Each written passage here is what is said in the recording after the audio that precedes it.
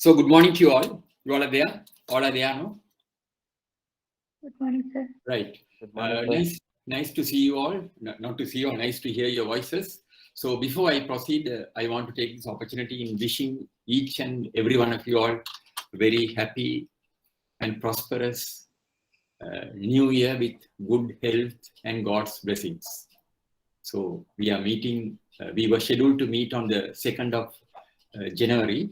So at my request, it was postponed to 9th of January because I felt immediately after the new year when we conduct a session, most of you all would have been in the holiday mood. So I only made a request to IBSL to postpone it for the 9th of January in the best interest of the students and all of us, because conducting a session immediately after the new year, it would have been very, very unproductive. So hope you all have gone through the recordings, and I was told that there are about 25 participants today, and I think others may join later on. But it is very unfortunate, even after giving the notice, majority of the people have not logged in, although they have the opportunity of following this program from the comfort of their residences. Still, many have not adhered to punctuality. It is very, very sad to note. Supposing if you are conducting the session at IBSL, I think very soon they will start the physical session. You have to leave home at 6 o'clock, and some of the outstation students may have to come on the previous day. So punctuality is very, very important. So I am very, very thankful for the people who have ensured punctuality because that makes our task easier.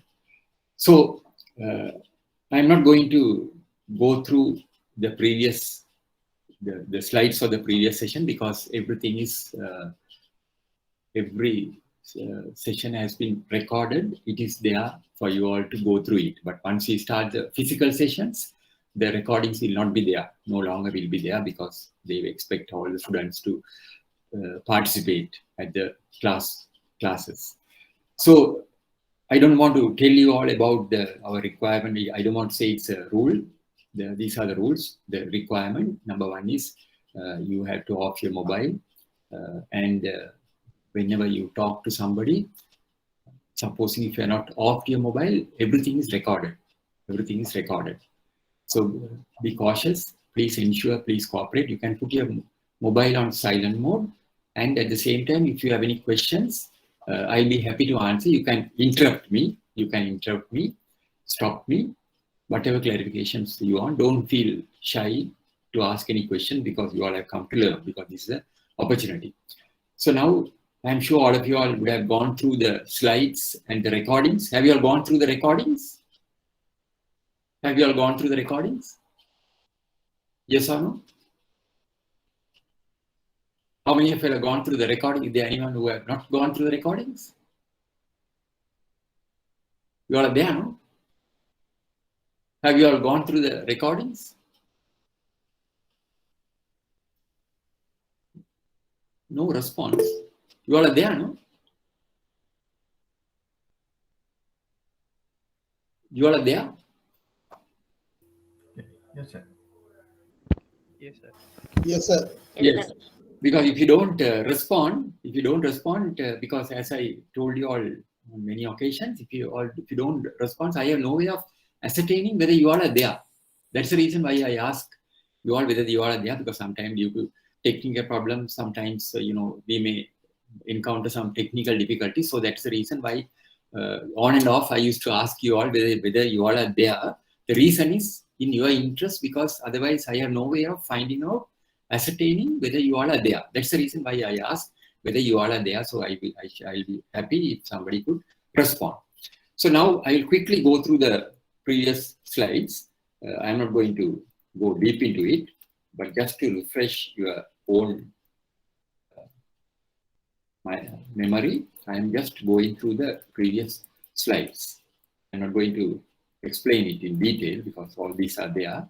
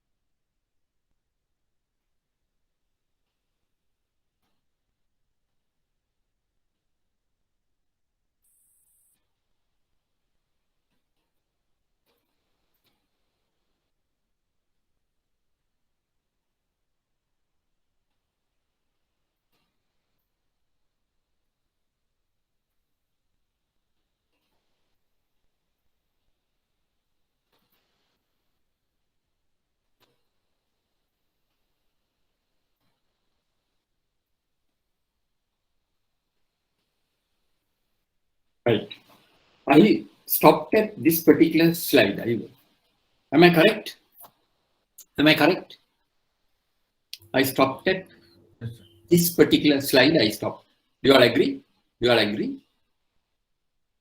Yes or no? I stopped at this particular slide. You all agree? Yes or no? Yes. Right. So now in our previous sessions, I have given a very detailed insight to the importance of immovable property. Immovable property is the most valuable, solid security which the bankers, financial institutions prefer, because the reason is there are variety of benefits which are available to the institution, the financial institution, if we take a immovable property as security, because it is a solid security. It is a very solid security. I have explained to you all. But at the same time, in immovable properties also, we may encounter certain problems, certain difficulties, certain risks. So all those I have explained to you all. So it is in your hands towards mitigating those risks. So I have given you all, I have quoted several cases, practical cases to you all, to enlighten you all on the importance of immovable property, because just because immovable property is given as security, and just because the valuation report is given, and just because the title is cleared by the legal officer, you cannot take comfort and say that it is a safe security, because still there are certain difficulties which you as a banker, which you as a branch manager, which you as a credit officer will be required to follow, because the valuer will give the valuation report, the legal department will give you the title, but thereafter, once a mortgage bond is executed, still we will face certain difficulties. All these difficulties have been explained by me to you all in detail. So remember, our first preference is immovable properties. And what do you mean by immovable property? When you say immovable property, any item which cannot be physically moved, removed, are categorized as immovable properties. So what are those properties? Apartments, land and building, and also certain heavy machinery. If the particular machinery is fixed on a concrete layer, the definition is that concrete layer, it is a immovable machinery.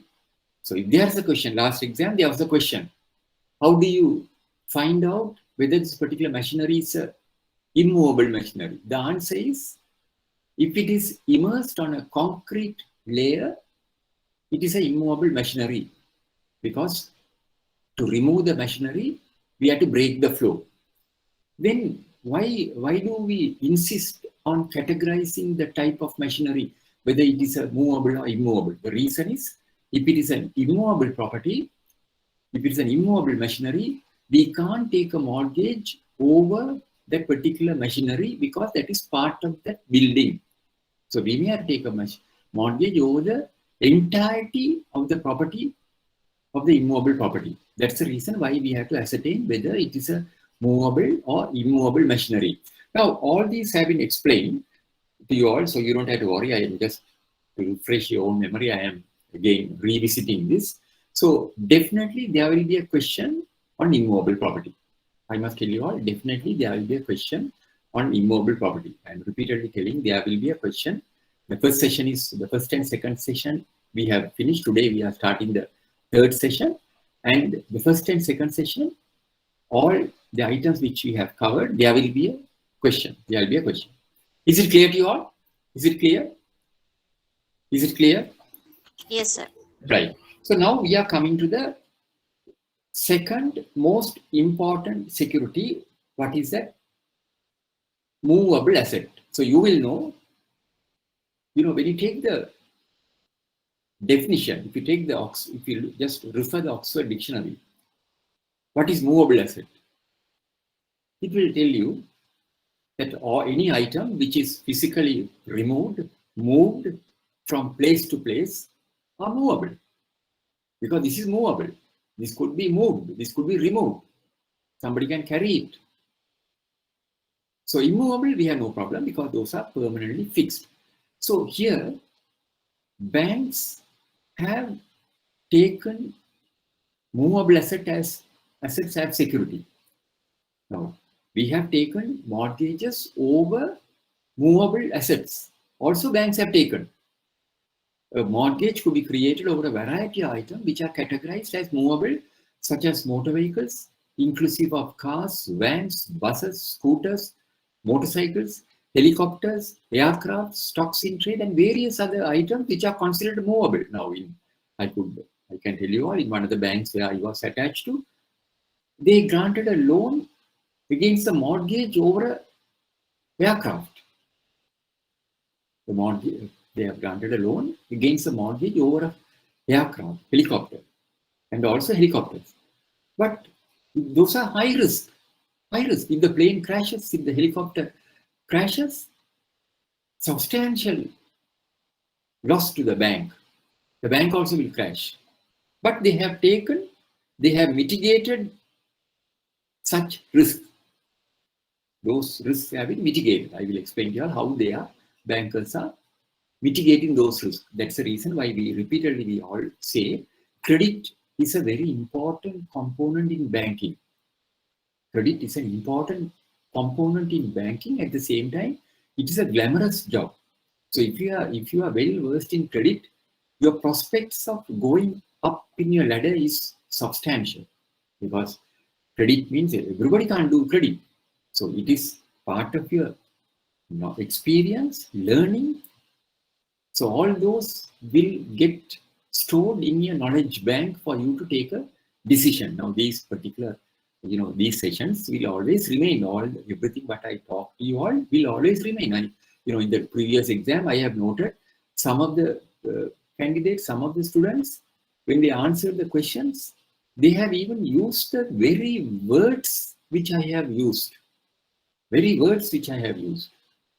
So I am very happy because, that gave me indication that all the students have studied well. They must have gone through the presentation over and over again, because that will always remain with you all. So now when we are talking about movable asset, if you take your own bank, your own financial institutions, annual report, portfolio, you will see billions, not millions, billions, billions have been granted against movable assets. Billions have been granted against movable assets. So then you may, as a young banker, you may be wondering, so why are we taking this movable asset if these assets are exposed to high risk? Why are we taking these assets? The answer is, what is the answer? Because you are living in a highly competitive environment. Today, you are living in a highly competitive environment. When we started our banking career during the 70s, if I remember correctly, according to my knowledge, only HNB, Head National Bank, and Commercial Bank, these are the two private banks which were operating at that time, apart from the state banks. So because of that, we didn't have much competition.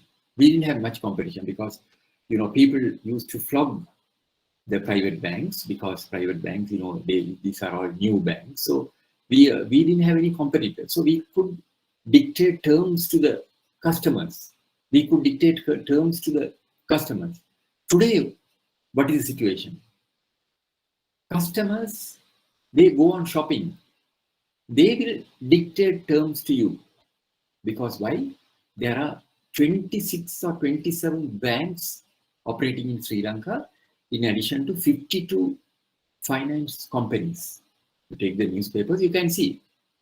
So the place where you are attached to, the branch where you are attached to or located, you will find, there are so many other competitors having branches in your area.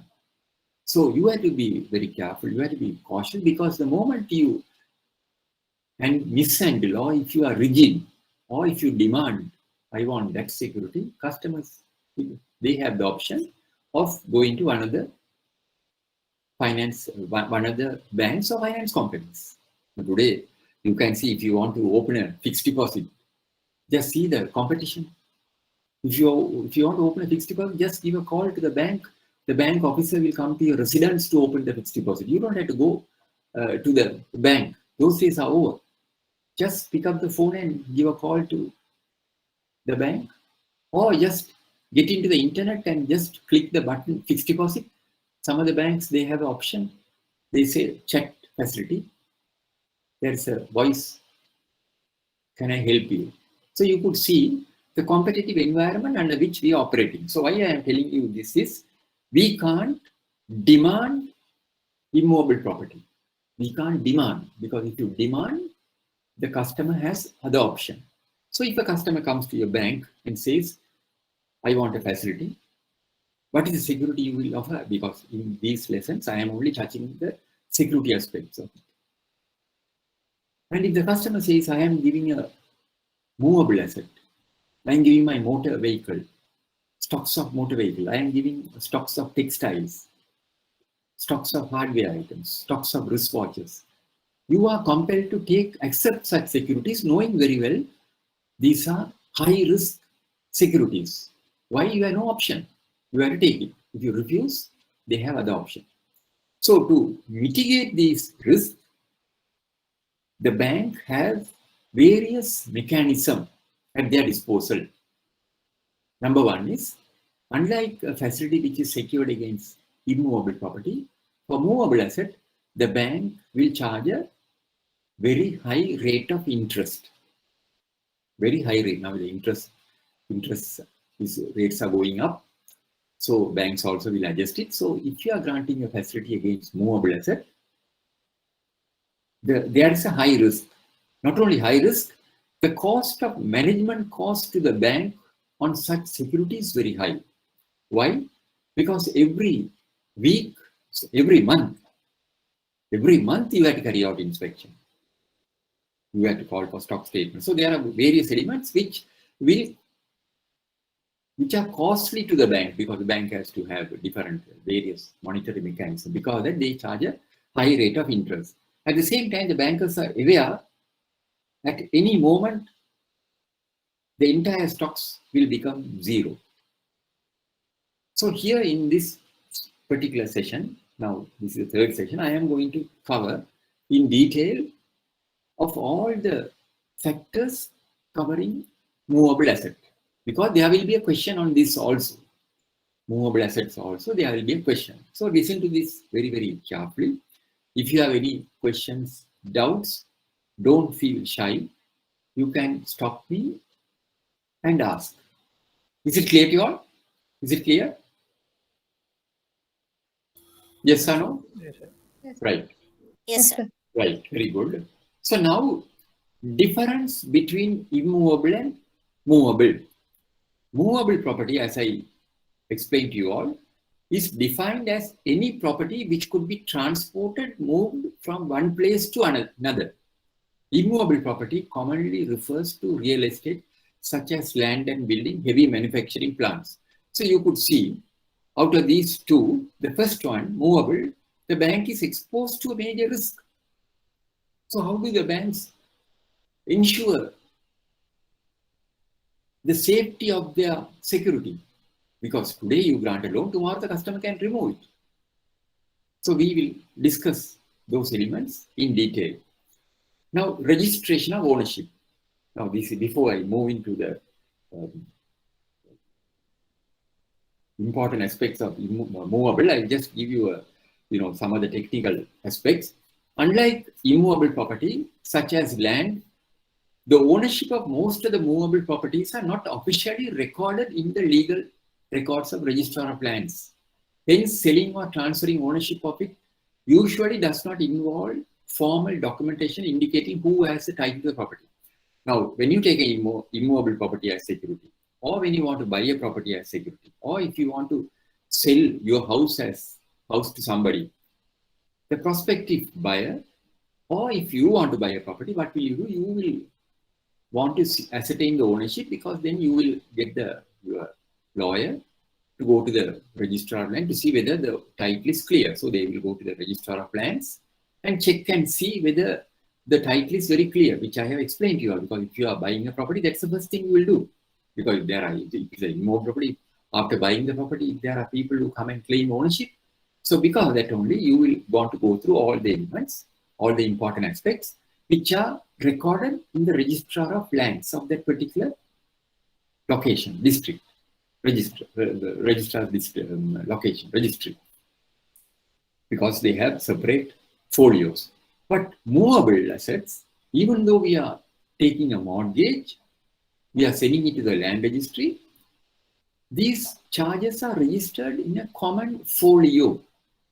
You will get the mortgage bond back, where the land registry will say that we have your charge is registered, but nothing prevents the customer from remortgaging the same property, same movable to another organization, because they have no way of checking from the land registry whether these movable are mortgaged to any other bank.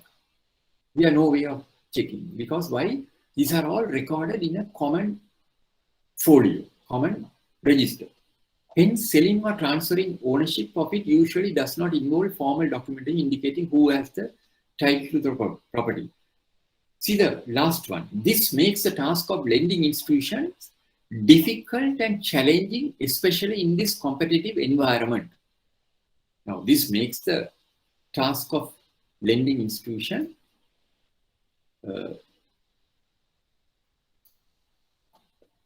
challenging and competitive.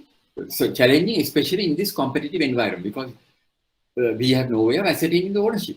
We have no way of ascertaining the ownership. If a customer comes and says, I am the owner of these stocks, we have no way of ascertaining the ownership. Whatever he says, we'll have to accept it. Understood? Understood? Clear? Yes, sir. Right. So now,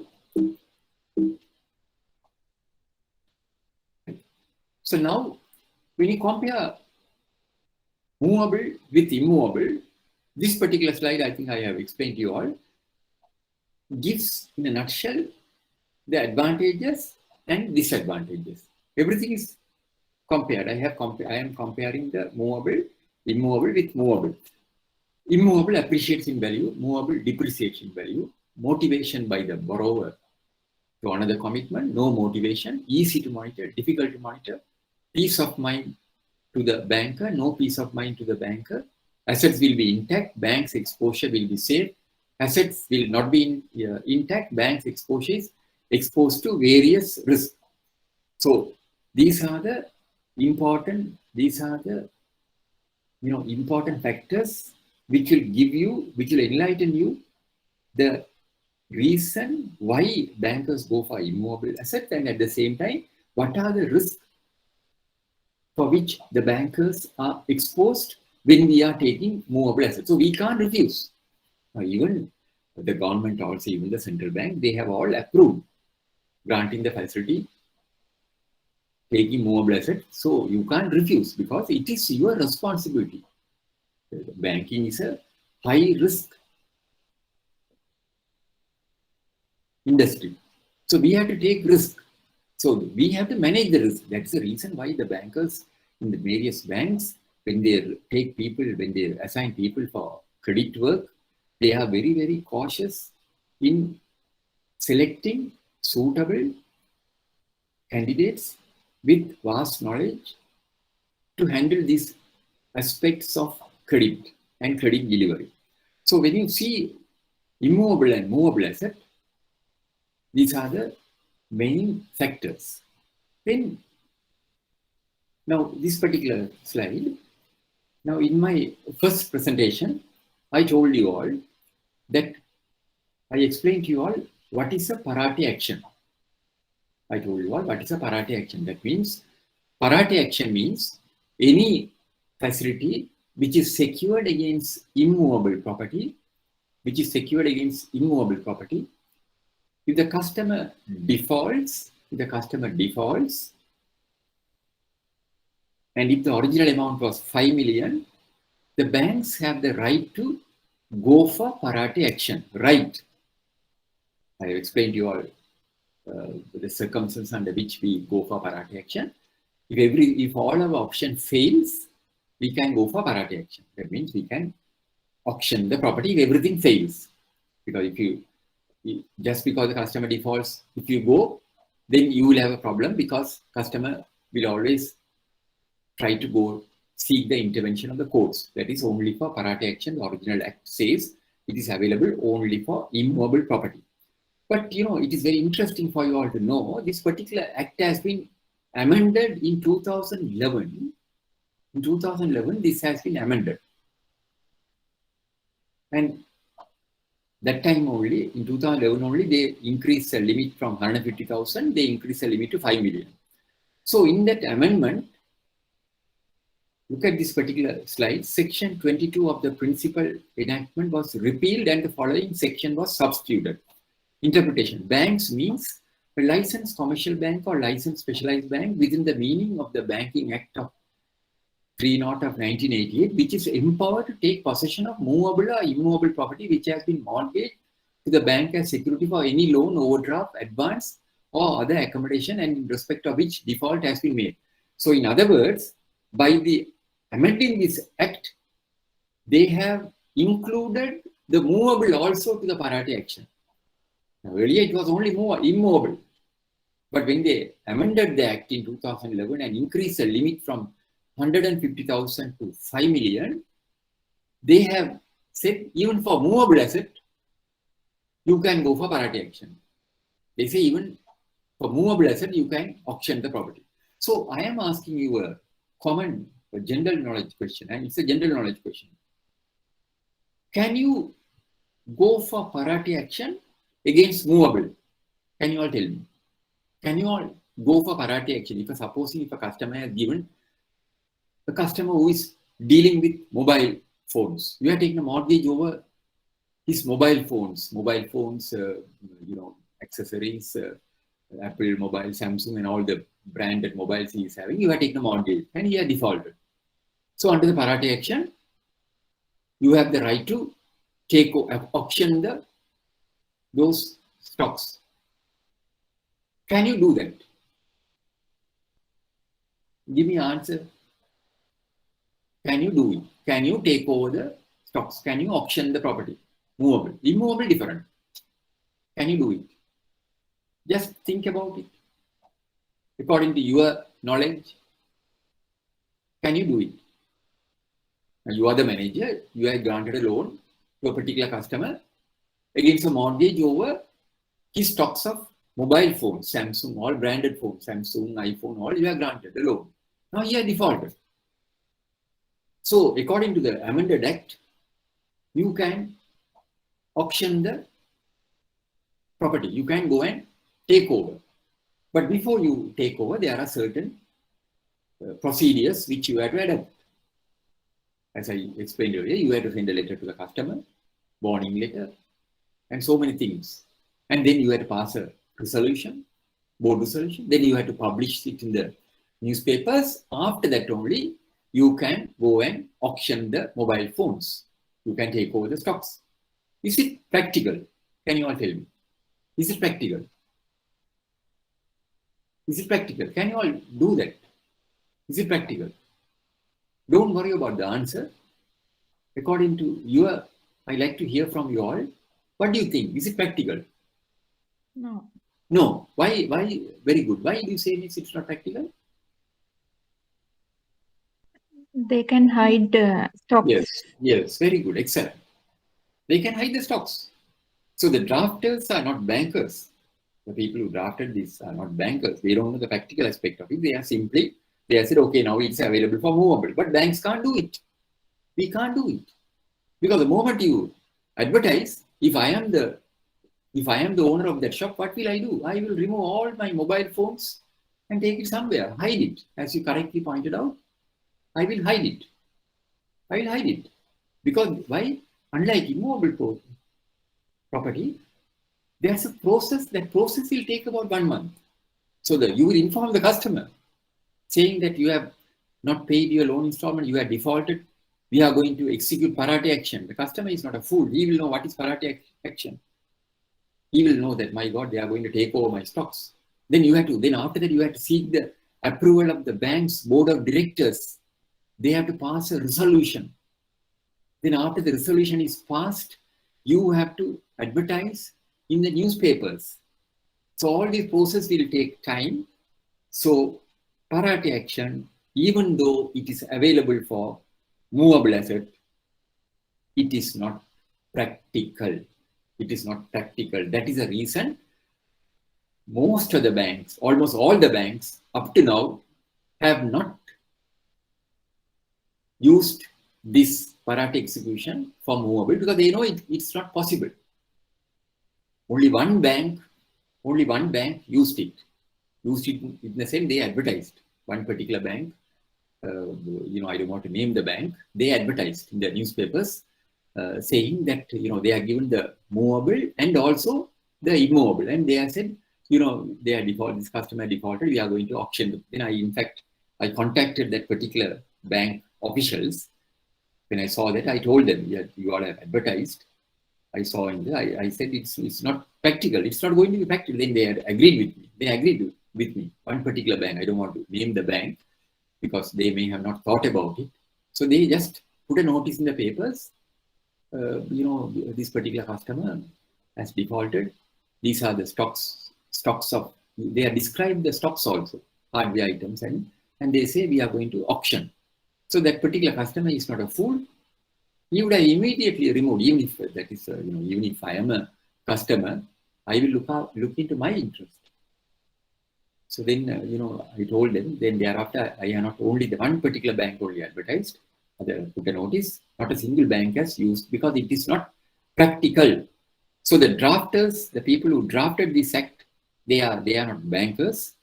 So the practicality is not, it is not possible. It is not realistic. So remember, movable, even though the act says you can execute parate action for movable, you can't. Only for immovable. Because we have no right to even put a security guard there. We can't just, so there's a process. That process sometimes takes 1 month, 2 months, 3 months. So within which the customer has the luxury of hiding the stocks, like you correctly said, hiding the stocks, removing the stocks. And if the customer says, I don't have any stocks, what can we do? We can't do anything. I could remember, Yes. I can tell you all. Yes. But Any can't question? we do a comparison against the accounts, basically the stock records? Yeah.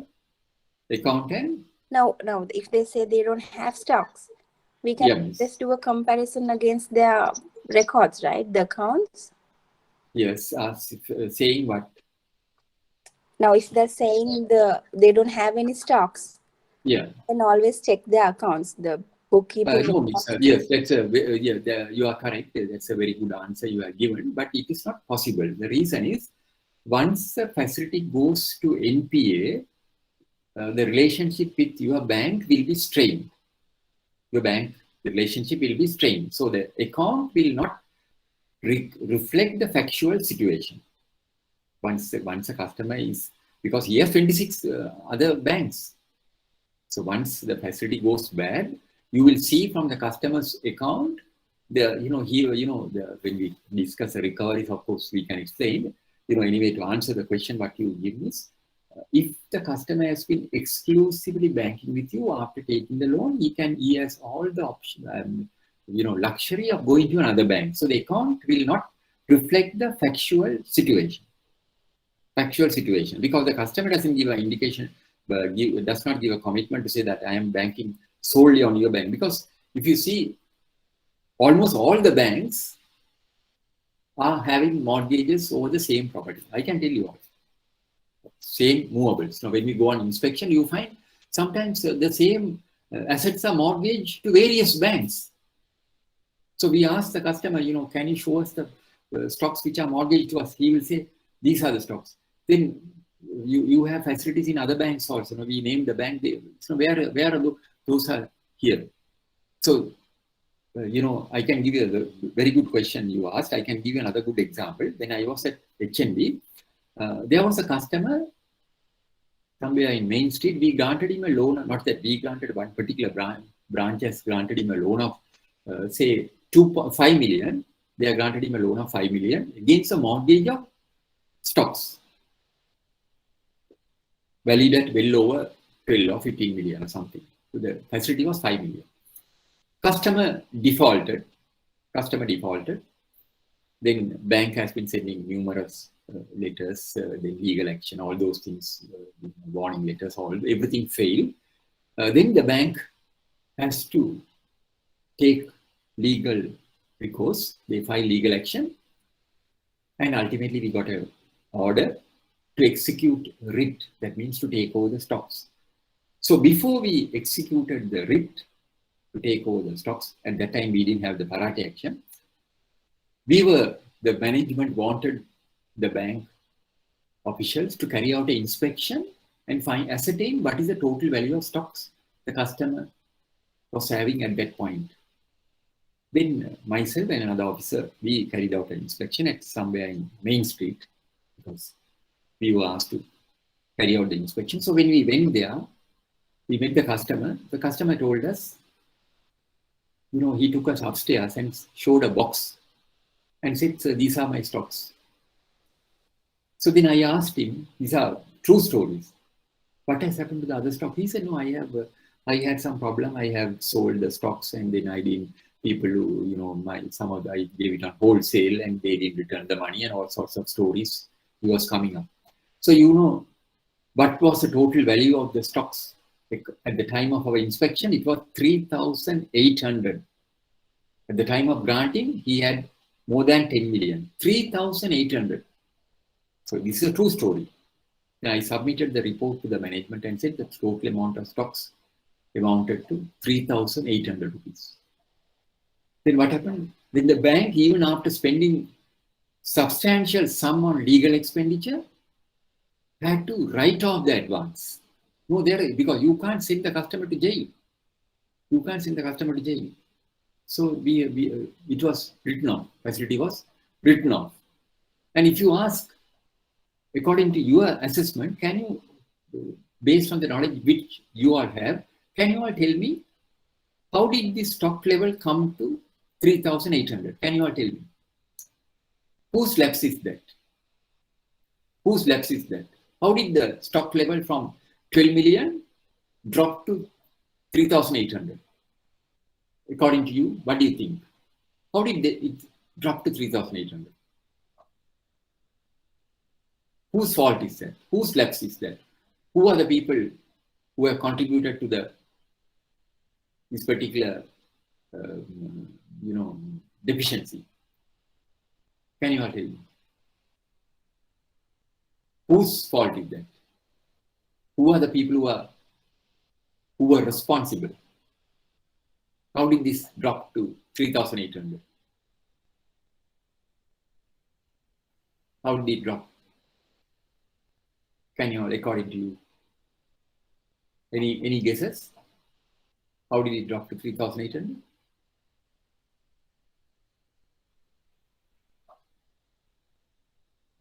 Yes. I will give the answer. You can, this is another point for you to ponder, think about it. I will give the answer. After explaining the other slides, I will explain the answer. I will give you the answer. I don't want to give the answer at this stage. I'll give while I explain the other slide. Is it clear to you all? Can I move to the next one? Is it clear, Miss, the question what you asked? Yes, sir, clear. Right. So remember, because unlike those days, the customer, they will have various other options. They can go and open account now. If you say, take any of your customers, they are not banking with us exclusively. You can't tell them to bank with us exclusively. After taking the loan, there are 26 banks. Just give a call to a bank, they will come. The officer will be at your doorstep to open an account. Right. So now, constraints in executing parate action against movable asset. This is what I explained to you all. These are all my own words. These are all my own words based on my experience. In accordance with the amendment, banks could execute parate action to cover movable assets as well, in addition to the immovables. However, it is not feasible to execute parate action against movables due to a variety of reasons as stated below. Number one, the execution of the parate action requires certain procedures to be adopted by the lending institutions prior to such action, which could delay such action.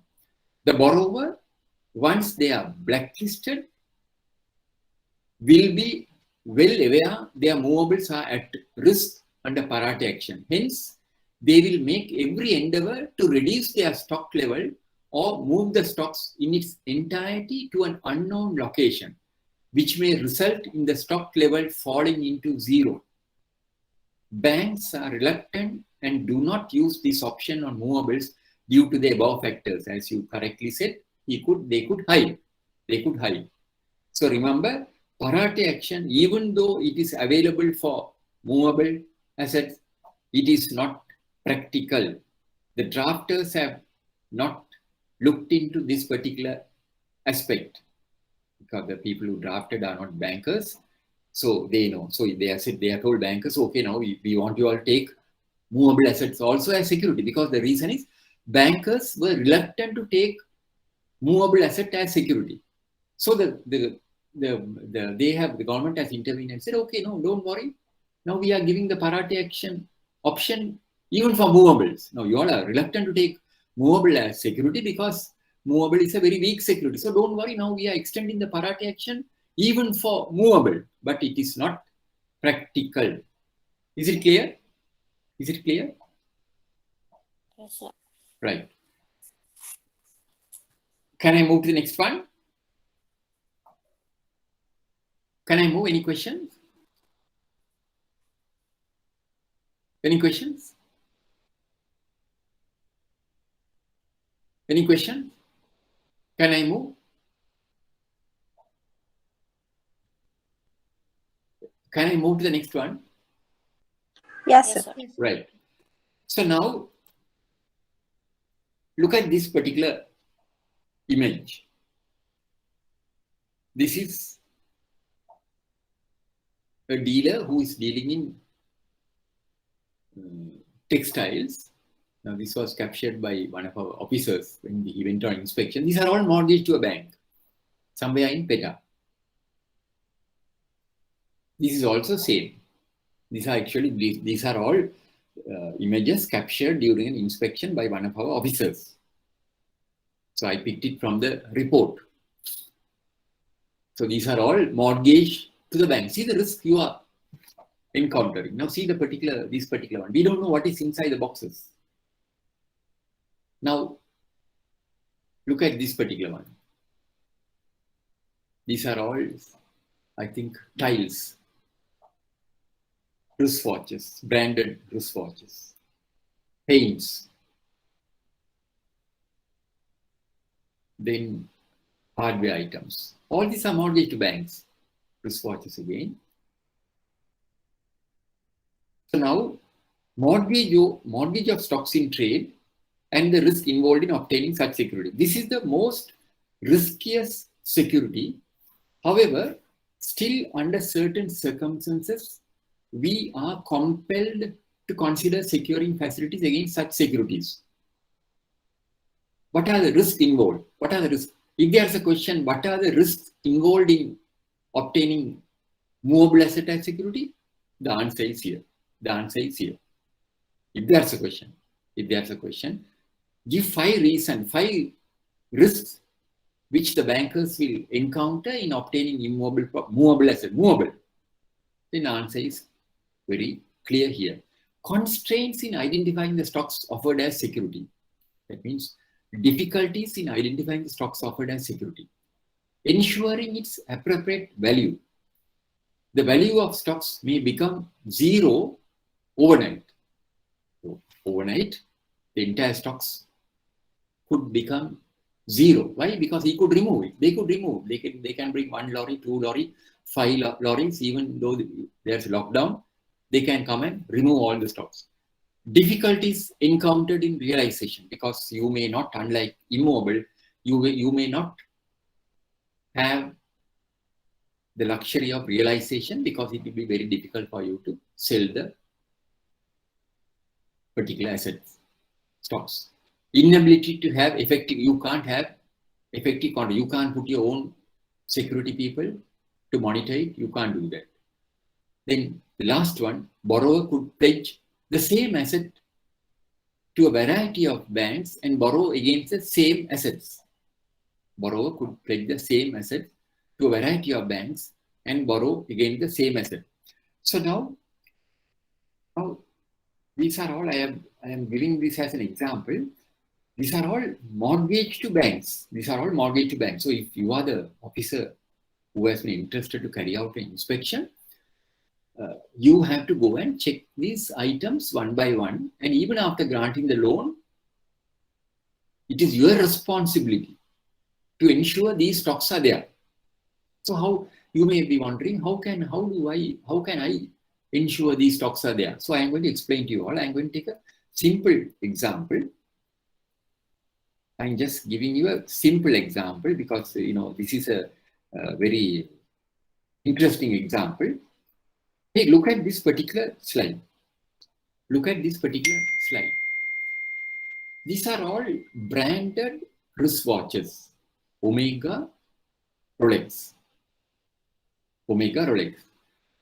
And what is the price of a Omega wristwatch? Now here, look at this particular slide. And this is in Colombo, in Sri Lanka, Colombo. According to this was advertised in the papers, in the newspapers, it was there. Look at this particular slide and can you all tell me what is the price of this wristwatch? It is stated there. What's the price of this wristwatch?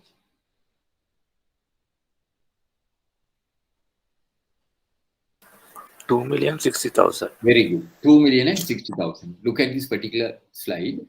The wristwatch is valued at 2,060,000. Now look at this particular one. This is also Rolex. This is not the original wristwatch. Replica. This is a, as when you look at this, same, the appearance is same as the original. What's the price of this one? 14,000 rupees. 14,000 rupees available at Majestic City. It was available at Majestic City.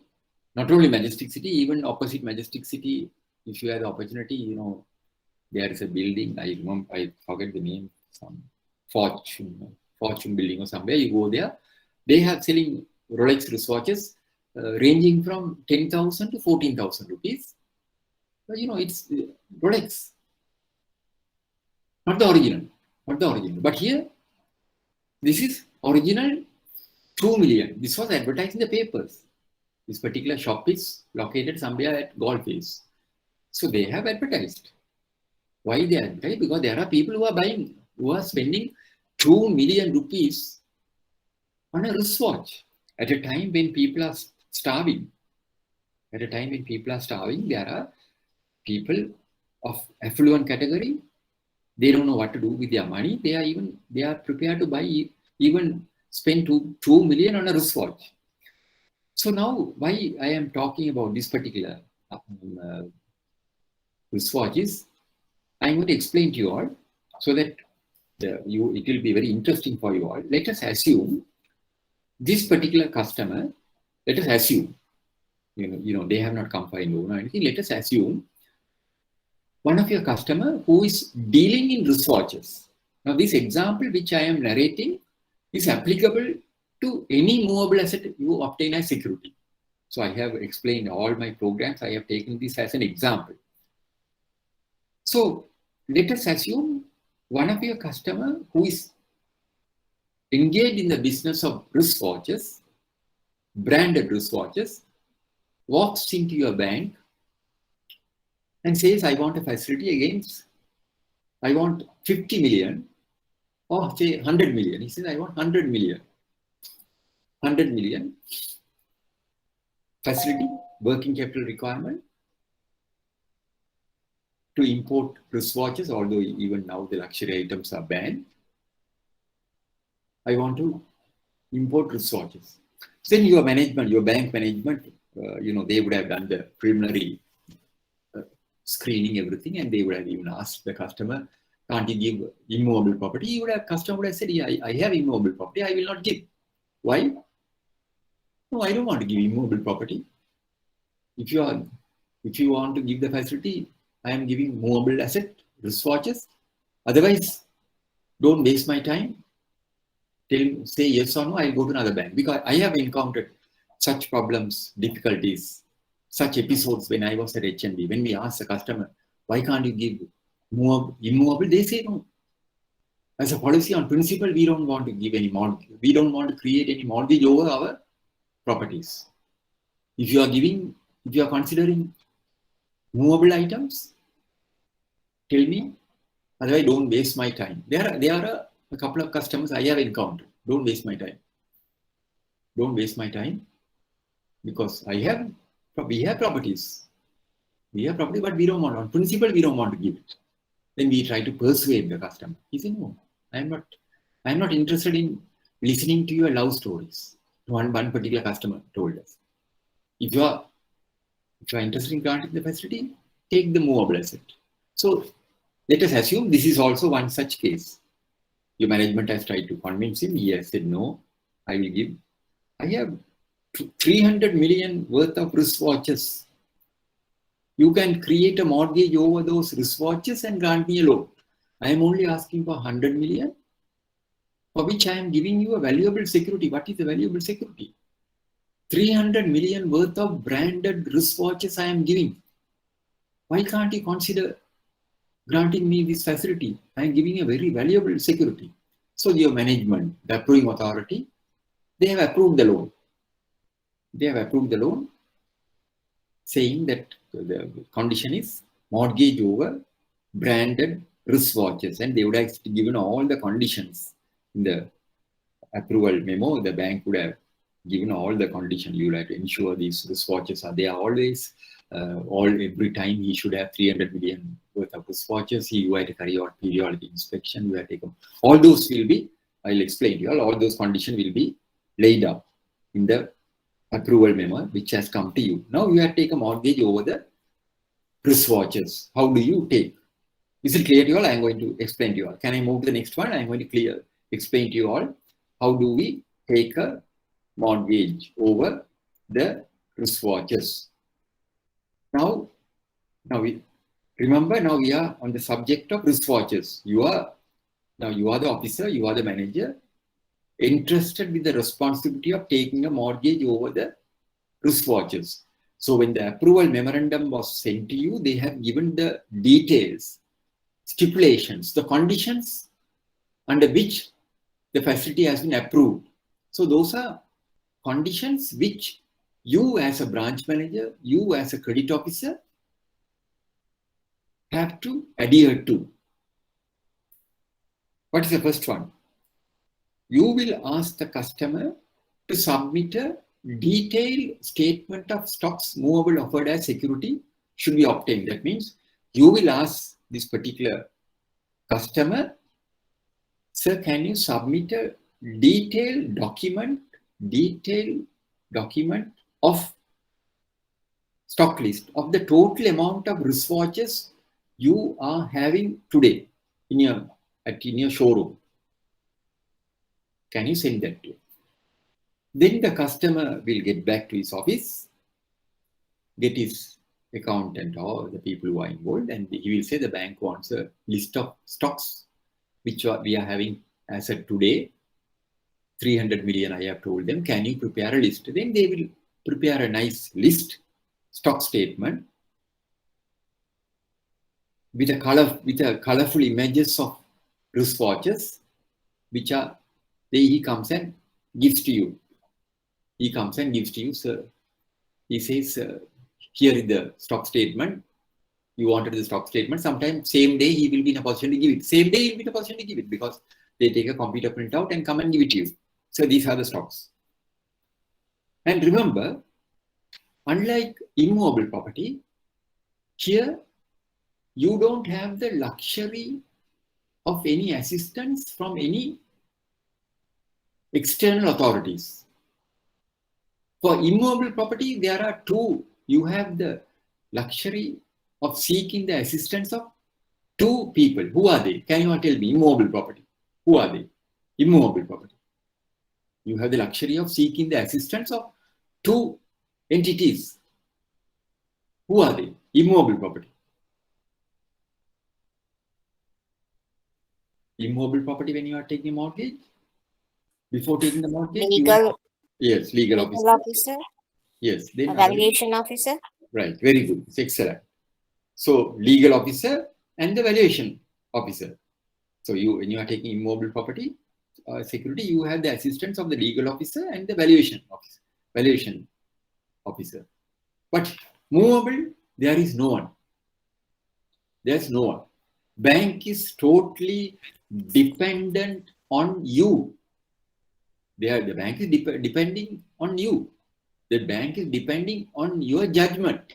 The bank depends on you, and the bank requires you to identify the risk and mitigate it. So you can't go and seek the assistance of anyone. It is totally under your control. That's why I'm explaining very carefully. Listen to this very carefully. Totally under your control. So now you have got the detailed statement of stocks. So once you get the stock statement, what is the next step? Can you all tell me? What is the next step if you know the answer? If you don't know the answer, it's no problem. If you know the answer, what is the next step? Once you get the stock statement, what will you do? What will you do if you know the answer? Anyone? Right. So once you get the stock statement, the next step is you have to carry out an inspection, should be conducted to ascertain the authenticity of the value of the stocks movable offer as security and the reliability of the value stated. So that means if the customer has said Rolex wristwatch is 2 million, you as a banker, as a matured person will be wondering, are there people in Sri Lanka who are spending 2 million for a wristwatch? So then before coming to that, you will want to know, before coming to that aspect of it, you will have to find out whether the value what is stated by the customer is a dependable and realistic value. So you will ask the customer, can you know, you have said 100 or 50 Rolex wristwatches, you have stated 2 million. Can you prove it? Then the customer will have to submit documentary evidence that he may have imported through some banks. So he'll have to pull out those documents. Then if it is a wristwatch, the serial numbers will be given, all those things. Then you'll have to check. It's a very tedious process. So you have to take that one by one. You'll have to take it, check it, because your judgment, finally you are the person who is putting the signature. All these inspections are done by two officials. The bank always insists inspections have to be done by two officers, not one person. Not one person. Always two, dual. In banks, almost everything is under dual control. So even if you are carrying out an inspection, it has to be done by two people. So both those two have to put their signature. So thereafter inspection. So you have to ask the customer what are the, can we have the documentary evidence? Now you are saying Rolex wristwatches, you have 50 wristwatches, then he will open the showroom and show you the wristwatches. These are the wristwatches. Then from where did you buy that? Then he will say, I imported this. Can we see the invoices, the purchase invoices? Then you will have to check the serial number. Wristwatch, of course, I think there will be a serial number. So you have to satisfy yourself. You can even go, you can even on the, if you are a prudent banker, you can even you can even Google it. You can just put what is the Rolex price of Rolex wristwatch price in Sri Lanka. You put that, sometimes you may get the answer. I have not tried that.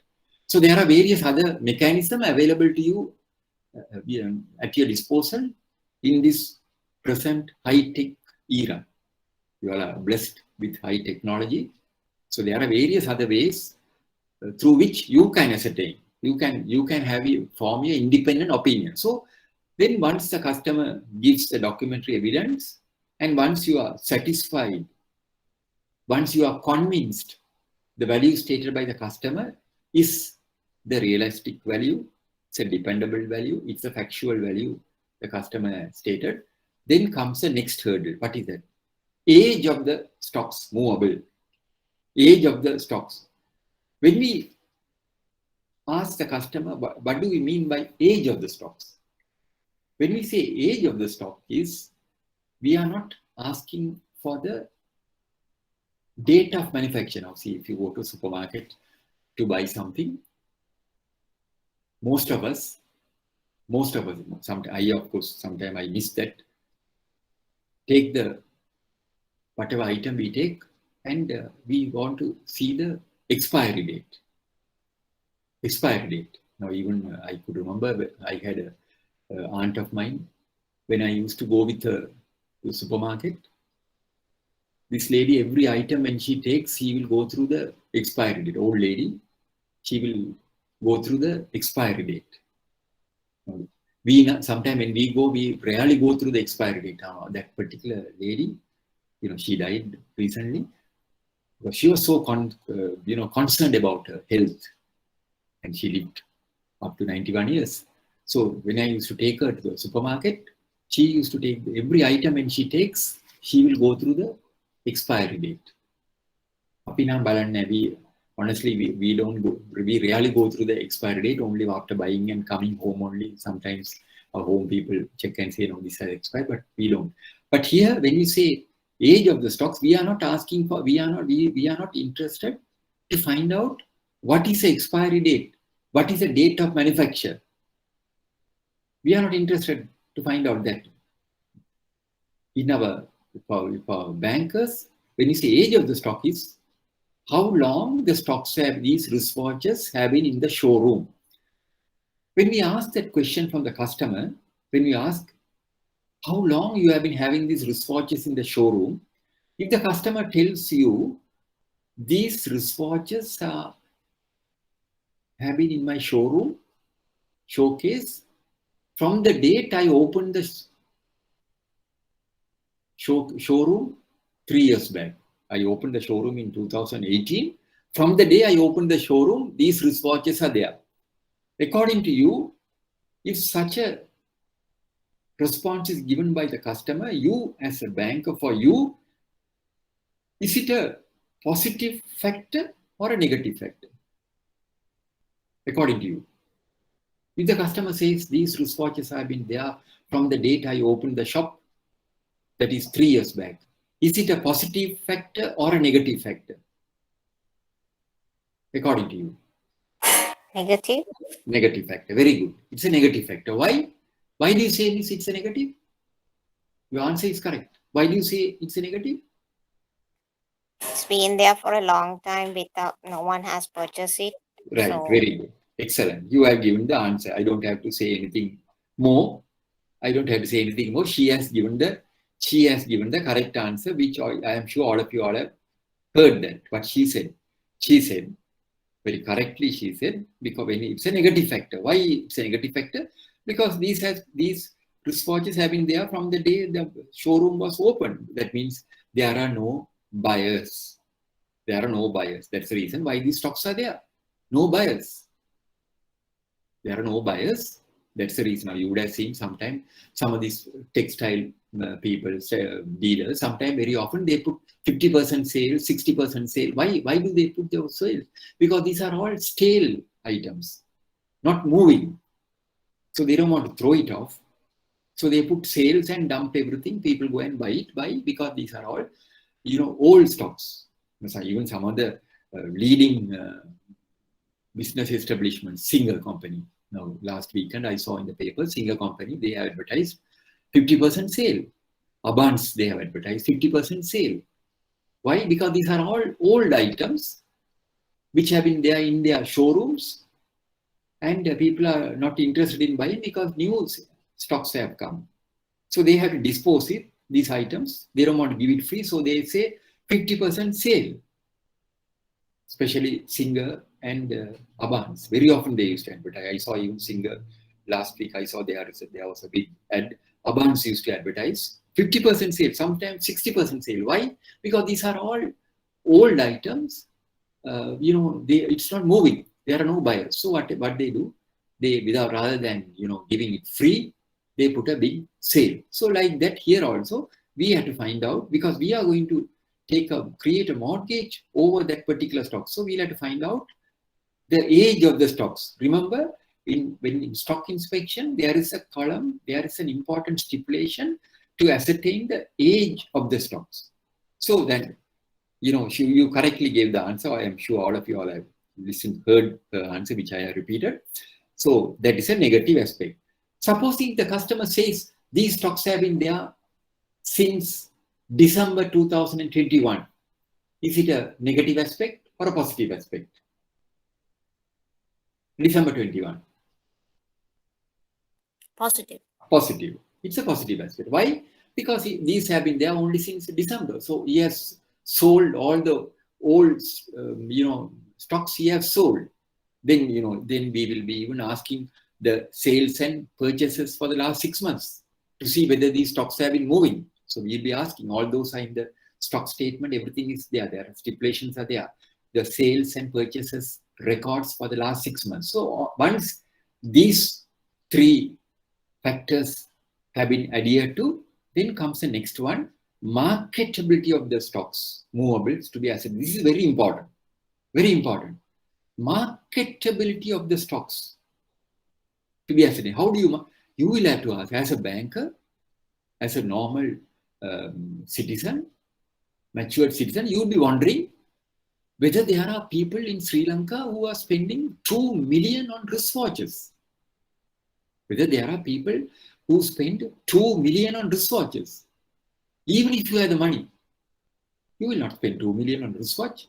But there are people, even I could remember, even in the bank where I was attached to, there was a banking assistant who he had a craze for wristwatches. Once he came and told me that he has spent 200,000, 2 lakhs on a wristwatch, and came and showed me that he has bought a wristwatch for 2 lakhs from a leading merchant in Colombo. He's from a rich family. So I was telling, he was paying 2 lakhs on a wristwatch. Then he was asking me, sir, if you are interested, I can introduce. I said, I am not interested. I am not interested in buying 2 lakhs, spending 2 lakhs for a wristwatch when people are starving. And why should we spend 2 lakhs on a wristwatch? But there are people. So you will have to find out from the customer. You have to identify, you have to find out the marketability. So you will ask the customer, sir, I am surprised. Who are your people? Who are the regular customers who are buying these wristwatches for 2 million? Then the customer, you will ask the customer, so can you tell us, can you give the details of sales for the last 6 months? Because these are all confidential. You are not supposed, you cannot share this information with your family even. That's why you are taking an oath of secrecy. You have taken the bank. Relationship, a banker, a customer, I don't have to talk about you. Talk about those factors. You are not supposed to disclose that even to your husband or wife or your children or your parents. You cannot disclose it. So the customer, in confidence, in full confidence, he will share that information to you. As you as a banker, he will share. He'll say, so I can show you, but you will not disclose it. You say, no, you don't have to worry. You can just. So he shows you the list of people who have purchased wristwatches from that particular showroom for the last 6 months or 1 year. And when you look at that particular list, you are surprised. Why are you surprised? Leading people, leading politicians, business magnates, actors, artists, like that, various people who are well known in the country have been his regular customers. So when you ask the customer, sir, these are the people who have bought, he'll say yes. Then he may even tell you that these people not only they buy every 3 months or every 6 months when the new stock is arrived, when the new stock arrives, they come and buy. They change the wristwatch. There are people, take for instance, we don't have to go that far. Take for instance iPhone. Today, what is iPhone 13 plus? What's the price? 4 lakhs. 399,900. 399,900, only 100 rupees short for 4 lakhs. Dialogue, they advertise, not only dialogue, and they are giving the repayment. If you have a credit card, they are giving up to 60 months. They are giving up to 60 months. Colorful ads are put in the papers. 4 lakhs. iPhone 13 plus, 4 lakhs. There are people who are buying. So but then when they buy, what do they do with the old phones? Some of them go for a trade-in offer. Most of the people, they don't give, but if you go to some dealer, he may consider. But some others may give it free. Some others may even give the old phones free. So like that, you can see even iPhone. There are people in Sri Lanka who are prepared to spend 4 lakhs on iPhone, even though they have the iPhone 12 or whatever the previous one. So there are a segment of society who are prepared to spend that amount of money for luxuries. So when you see the list, customer shows the list to you, these are the people. So then when the list is shown to you, you are convinced of the marketability of the stocks. So that means in case something goes wrong, if it comes to a situation where you have to take over the stocks, where you have to execute parate action or whatever this thing, you may have to take over the stocks, then you will not encounter any problem in marketing the stocks. Why? Because there are buyers. There are buyers in Sri Lanka because this customer has given you the list of sales for the last 6 months. That is what is called marketability. And all these factors have to be ascertained by you and no external authority. It is your responsibility. It is your responsibility. It's totally your responsibility. The bank is dependent on your judgment. The people who approve the facility, they approve it. They are not going to come and check. So they have given the condition and it is your responsibility. Later on, if something goes wrong, you are answerable. Is it clear to you all? Is it clear? Any questions? Any questions on this?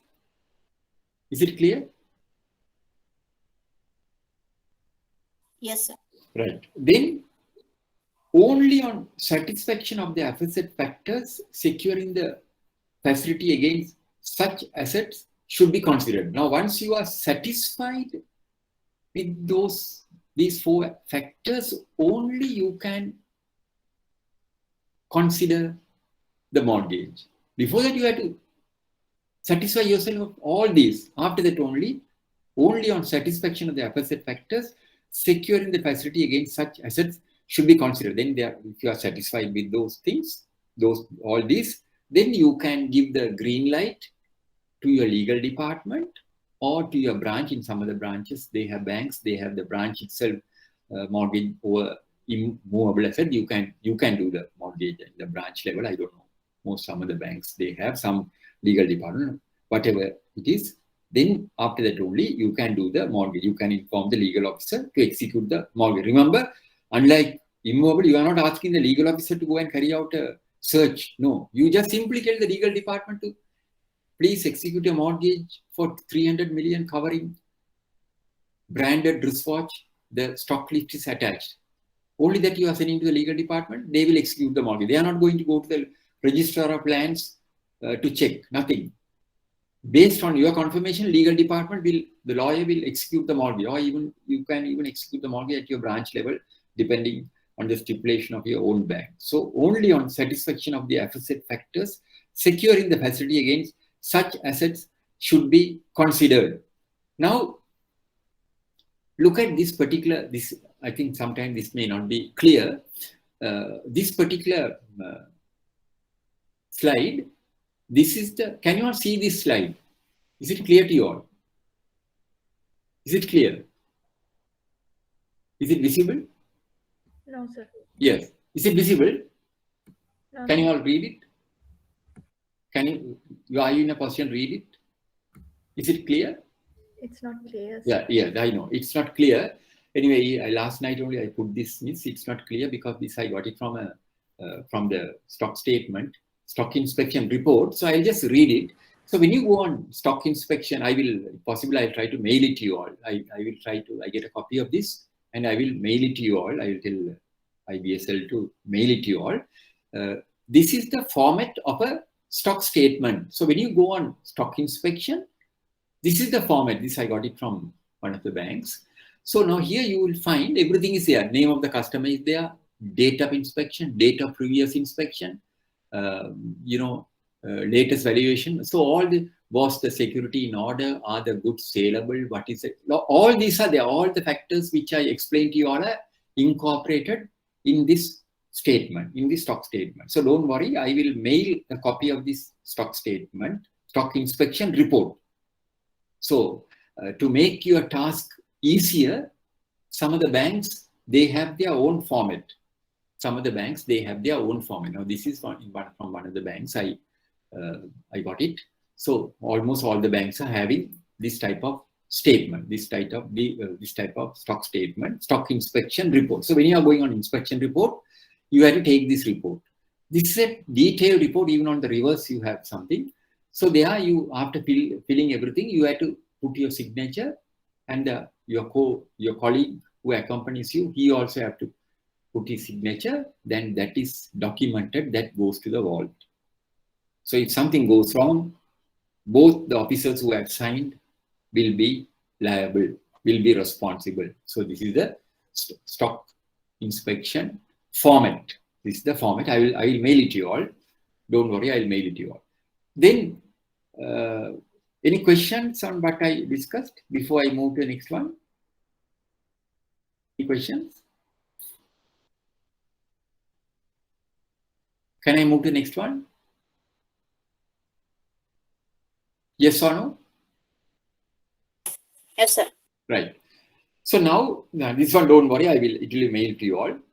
Important follow-up on movables. Now, what are the important follow-ups on movable? Now, after everything is done, you are granting a loan. Now, before this one, before coming to this, I want to tell you another one. Okay.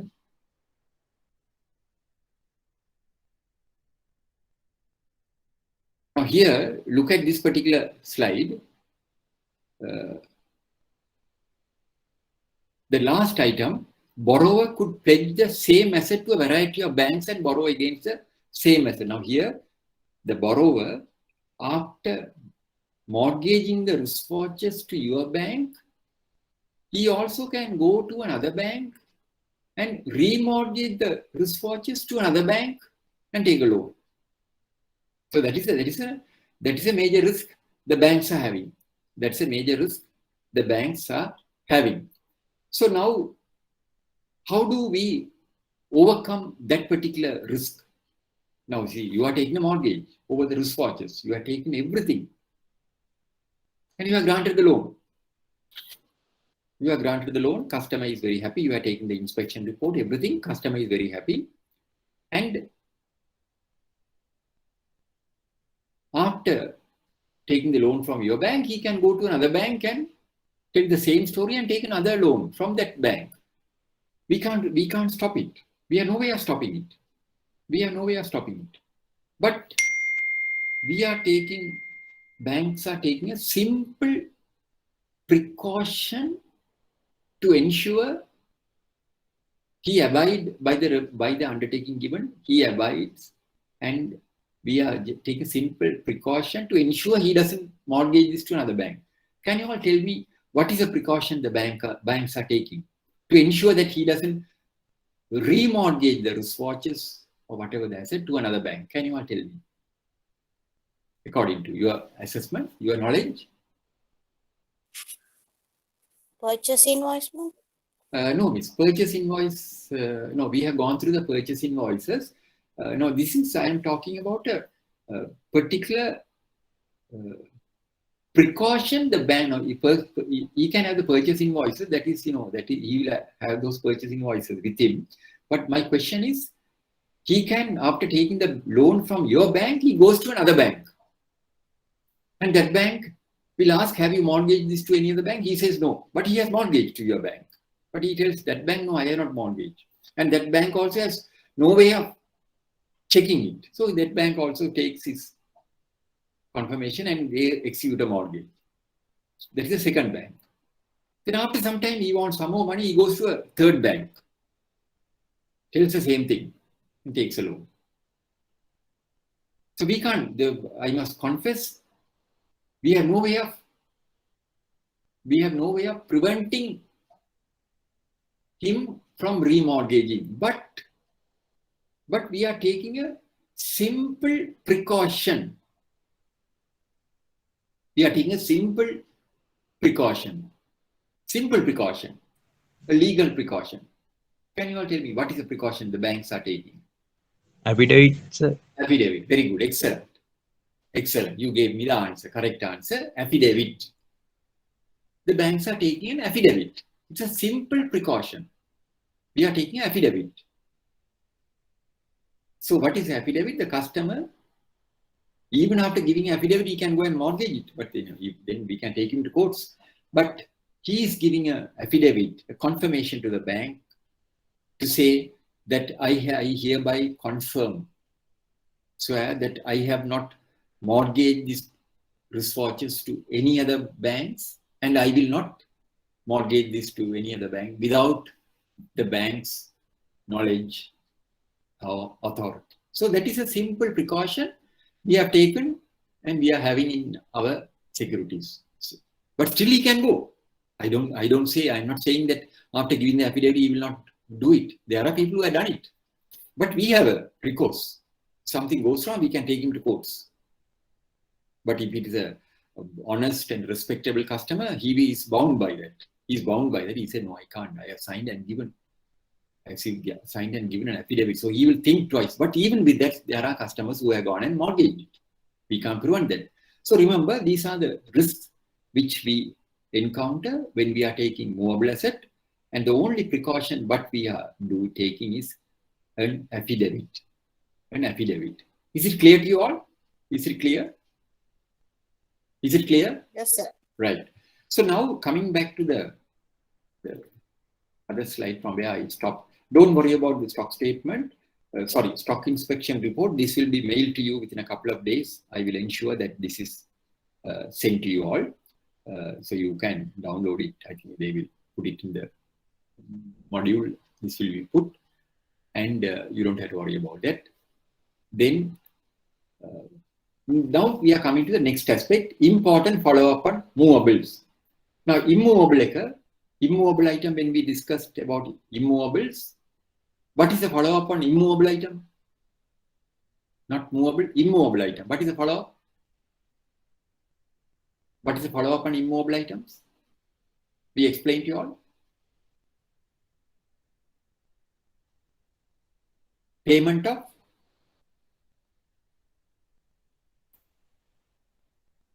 of what? Immovable property? Payment of?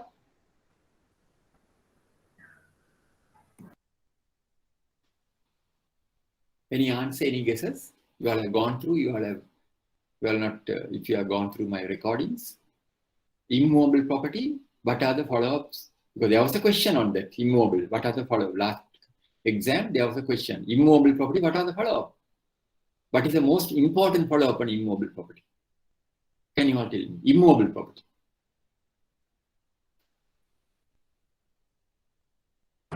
Valuation? Yes, valuation, yes. Yearly inspection. That's valuation is also correct. We have to see whether every year we have to carry out an inspection. That is, every year we have to carry out an inspection.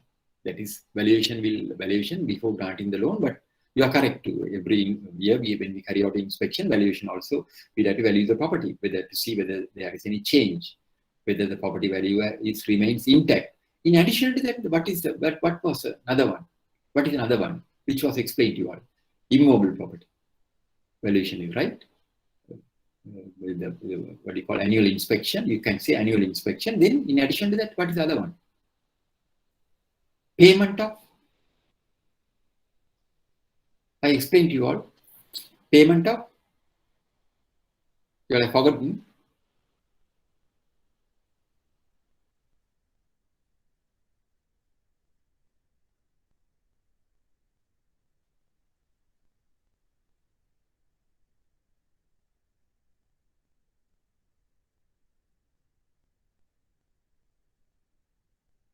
What is this? Payment of?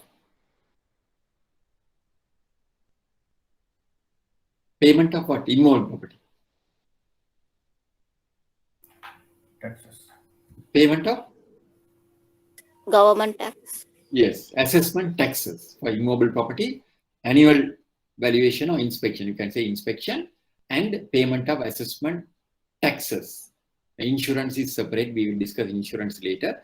Payment of assessment, because there was a question on that. What are the follow-up stipulations on immobile property? The answer is payment of assessment taxes, annual inspection, valuation, then insurance. Of course, that's a different insurance. If there's a building insurance, we'll discuss it later.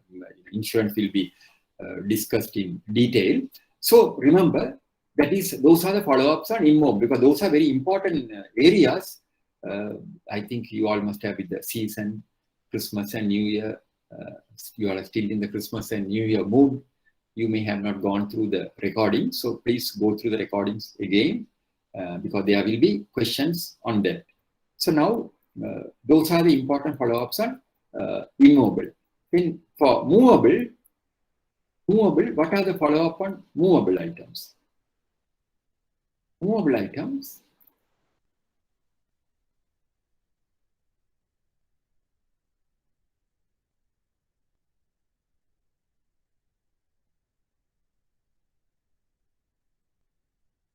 Now, movables, remember, we have to carry out periodical and preferably surprise inspections should be conducted to ascertain the availability of stocks, movables, mortgage.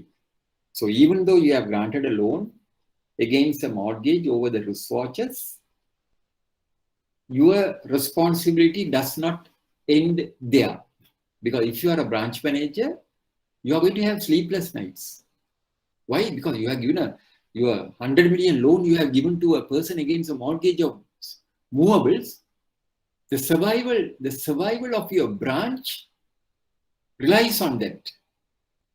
The survival of your branch is on that particular loan. Now, if it is a small branch, if you grant a big loan, if the customer doesn't repay the loan, there are certain branches, they rely on one particular customer. Now, I could remember in one of the banks, HNB branches where I was attached to, we were dependent on one particular customer. We were dependent on one particular customer because he was the biggest importer of roofing sheets in Sri Lanka. So the bank granted substantial facilities to him, that particular customer. So in other words, the bank, the entire salary of the staff, the rent of the building, everything was paid by that customer. Why do I say? Because the remuneration what we get from that particular customer was substantial, running into several billions. Because every time that particular customer wanted a enhancement, we do a paper and there we give the total remuneration the bank has earned, the branch has earned from that particular customer. That itself is more than enough for the bank, for the survival of that branch. That means the salary of the staff, the bonuses of the staff, the rent, everything could be paid from the income that we generate from that particular customer. So remember, if you have granted a loan to a particular customer, substantial amount, you are going to have a sleepless night. Why? the survival of that branch rests on this particular customer. So you have to monitor it. Periodical and preferably surprise inspection. So just imagine if 100 million facility goes bad, finished. Not only that branch will collapse, means if the branch will run at a loss, then the people who were instrumental in granting the loan cannot expect any career prospects. Why? Because they will blacklist. You are the person, when you go for interview, they'll ask, you are the person who recommended the loan for 100 million. When you go for interview, the panel will ask, you are the, they will not ask about you, they will ask about that NPA loan. So remember, so if you are granted a loan of 100 million to a particular customer, after granting the loan, your problem is going to start from day one. Why? Because you are worried. You have to ensure these wristwatches, 300 million worth of wristwatches which the customer has given is available, are intact at all times. So you have to, how do you find out? You have to carry out monthly inspections, monthly surprise inspection. That is one of the conditions. Unlike immovable property. Immovable property only at the end of the, every year you carry out. And some of the banks, people don't even carry out inspection at the end of the year. Annual inspection also they don't carry out. But it is a must. But here, every month you have to carry out inspection. It is one of the stipulations because the approving authority, when the loan was approved, they would have advised you, we have approved the loan subject to these conditions. You have to carry out monthly inspections. So if the loan goes bad, they will ask for explanation from you. How did it go bad? Because you are not complied with the approval stipulation. So number one is you have to carry out monthly surprise inspections. Then number two, the customer has to submit monthly stock statement. Monthly statement of stocks should be obtained to ensure the stipulated margin is available at all times. That means the customer will have to send you a stock statement. Every month he'll have to send a stock statement. The customer will have to send you a detailed stock statement confirming that he has 300 million worth of wristwatches. So when you get the stock statement, it is not just filing the stock statement. You have to check the stock statement very carefully and find out whether the customer is still in possession of 300 million worth of wristwatches. So you may be wondering, how can he, if he sells, then new stocks have to come in. So our idea, our requirement is at all times, he should have 300 million worth of wristwatches in his possession, whether this is available. So when the statement comes, you have to check and see 300 million wristwatches are available. If supposing one particular month when you get the stock statement, you find he has only 200 million worth of wristwatches, shortfall of 100 million, then you have to go back to the customer and ask the customer, so we have got the stock statement, but your stock level has dropped to 200 million. What is the reason? He said, no, I have sold some wristwatches. Then where is the money? Or then he had to provide satisfactory answer. He said, I have sold the wristwatches, 200 million worth of wristwatches I have sold. So I am expecting the next shipment. Then you have to find out the reasons and justify, the customer has to justify the shortfall. Then ensure the insurance is in force at all times. Insurance, we'll take it later. So these are the two follow-up stipulation. Now I am trying to take you back to the original question, which in which I narrated an episode where I have carried out an inspection when I was at HNB of a particular customer. He has taken a loan of 5 million, mortgage of textiles for 12 million. Facility went bad. Bank went for legal action. Then when we carried out an inspection, he had only 3,800 rupees worth of stocks. Now, based on what we have discussed up to now, according to your opinion, can you tell me, what do you think? Whose responsibility is that? Why this stock level has come to 3,800? Can you all tell me? How did this stock level come to 3,800? According to your knowledge on what we have learned up to now, what do you think? How did this stock level come to 3,800? According to you?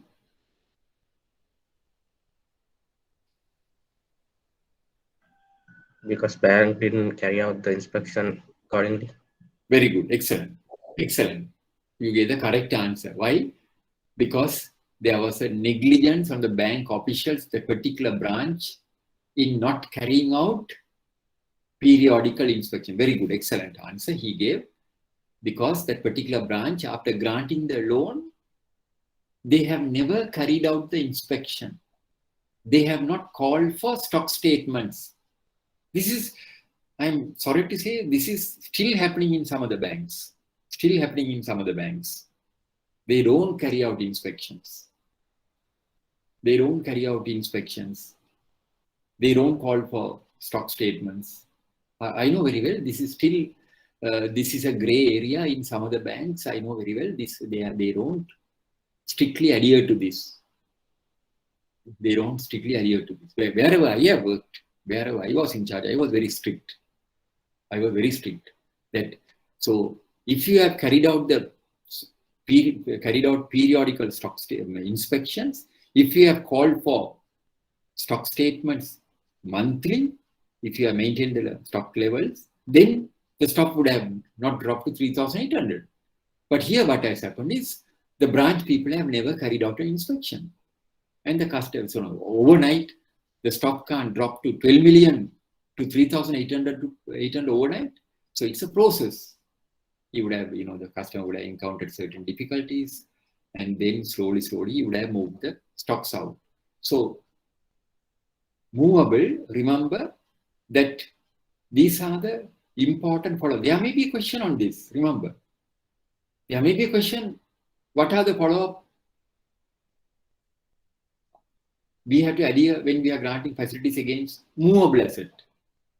And what are the follow-ups on immovable asset? There may be questions. Still, I have not said the question paper, but I am the examiner for this particular question. So there may be questions on that. So if you answer the questions very well, as I told you at the very outset, you are assured of 20 marks. You are assured of full marks you will get. In our previous exam, a lot of students have done very well. Some have got the full marks. I must tell you all.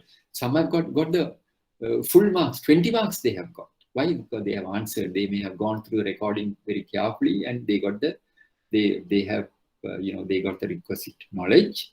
So they have answered beautifully. So remember, if you go through the recordings very carefully, you won't have any problem. So remember again, I am telling you all, immovable property, what are the follow-up items? Annual inspection or valuation, and payment or assessment taxes. For movables, monthly inspections and stock statement and insurance. Insurance I will discuss insurance in detail in my final session, because there is insurance is a separate area. So these are the important follow-ups on movable. Now you know how do you secure movable asset, and now this explanation which I gave you is as a I have taken the wristwatches as an example, but remember the same procedure is applicable for whatever movable item you take. The same procedure is applicable. So the bank is dependent on your judgment. Any questions on that? Any questions before we move to the next one? Any questions? Any questions? Can I move to the next one?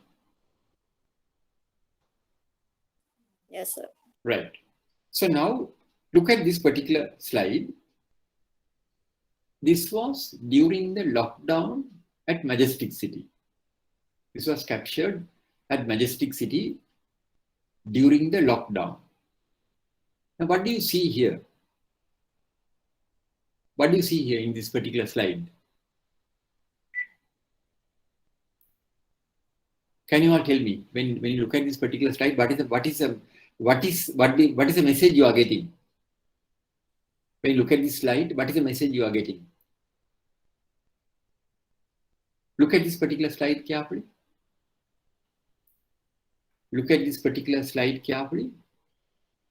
What is the message you are getting? What is your opinion when you look at this particular slide?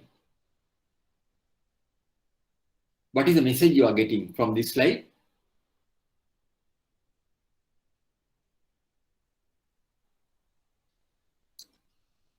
This is a showroom.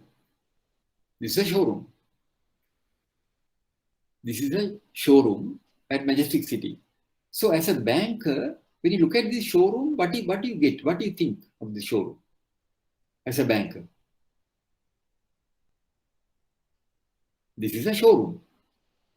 What do you think at this when you look at this particular image? Can you all guess? Look at this particular. Now I'll ask you another question. Now here, this particular, let us assume this particular business establishment has taken a loan from your bank by mortgaging the stocks at their showroom. At their showroom at Majestic City. So now you have gone during the lockdown, because during the lockdown, the bankers were operating from their residences. As far as bankers were concerned, 24 hours, and some other people were complaining to me, so working from home is more difficult than working from office. But I was speaking to some of the people, you all get you can stay at home and get the salary. They said, no, sir, it's very difficult working from home because we have 24 hours, we have to work, they said. So then, because bankers were working, they had to provide an uninterrupted service. So similarly, if you are a person of credit, then you have to carry out inspection. Okay, you have to check all your portfolio. So you have gone, your management has told, examine your portfolio and carry out an inspection covering the facilities which are secured against movables, against stocks. Your management has told, immediately carry out an inspection of all the entire portfolio, re-examine your portfolio, carry out an inspection of facilities which are secured against movable assets, not immovable. Immovable, it will remain always. Movable as a priority, carry out inspection of all movable asset and submit the report. Now you have gone on inspection to one of the outlet, one of your customer at Majestic City. He has taken a loan from you by mortgaging the stocks at his showroom at Majestic City. So when you went there, this is the showroom. What do you get? What is your impression? Now you have come to the location. What do you find here? Can you all tell me? What do you find? What do you They have find? closed the showroom or they have moved into another place. Right. Very good. Excellent. You find you are shocked. You are stunned. Why? No stocks available. They are closed the showroom. They have removed the stocks to another location. Storeroom is closed. The showcase is closed. Stocks are removed to another location. So this is why in my previous slide, I have mentioned here,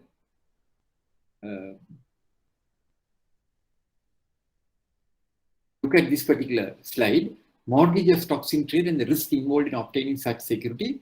This is the most risky of security. However, still under certain circumstances, we are compelled to consider securing facilities against such securities. Risk involved. Constraints in identifying the stocks offered as security, ensuring its appropriate value. The value of stocks may become zero overnight. Read that. The value of stocks may become zero overnight. So what has happened here? These are all true stories. Because during the lockdown, during the last year, during the lockdown, thankfully now we are slowly returning to normal. So last year during the difficult situation, most of the shops were closed. Majestic City, especially, it was in the papers, most of the shoppers, they vacated. Even though the Majestic City authorities have given them a concession on their rent, some of the shoppers, they vacated because they didn't have any business, pointless paying the rent, they vacated. So supposing if you have granted, let us assume a situation, you have granted to 25 shops in Majestic City. I'm giving this as an example. I'm giving this as an example. Let us assume that your bank, you have granted 25 loans to customers in Majestic City against mortgage of their stocks. And during the lockdown, if you have not carried out any inspection, what is the end result? The stocks would have become zero. Because they have removed the stocks. That is the reason we have to carry out inspection every month. If you carry out inspection every month, you could have prevented this. You could have asked the customer, where have you taken the stocks? You will say, no, I have taken the stocks to a different location because I can't pay rent to Majestic City, 200,000 I let pay monthly. Because of that, I have removed the stocks to my residence. I am operating from my residence. Even though he operates from his residence, our mortgage bond covers that location also. When we execute a mortgage bond, most of the bank, if the customer removes the stocks from one place to another, that is covered in the mortgage bond. Because if it is removed within the district, if it is relocated at a location within the district, that mortgage bond, there's provision in the mortgage bond that you let ask your lawyers and see. Most of the bank, the provision is there. So if it is removed also, we are covered, but we'll have to find out. So that is the reason why we have to carry out inspection. Now, if we have not carried out inspection and if we have gone on inspection after the removal of the lockdown, you will face high risk. Why? Customer will say, I don't have any stocks. You will have only a piece of paper in your bank as security, which is a mortgage bond. So these are the high risk which we face when we grant facilities against movable assets. But still we are granting. But the banks are very, very strict.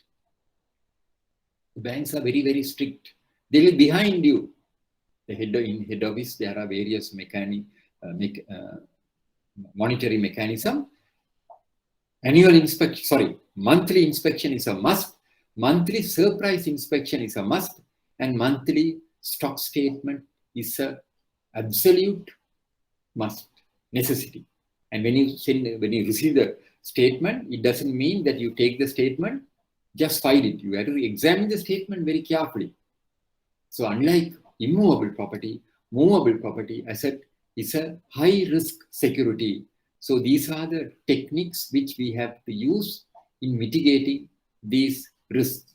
Now, this is the article I wrote in the paper, and I'm sure you would have got it. So any questions on that? Now, any questions on that? Any questions? Can I move to the next slide? Yes or no? Yes, sir. Right. Now, when we talk about movables, there is stipulations under the Secure Transaction Act number 49 of 2019.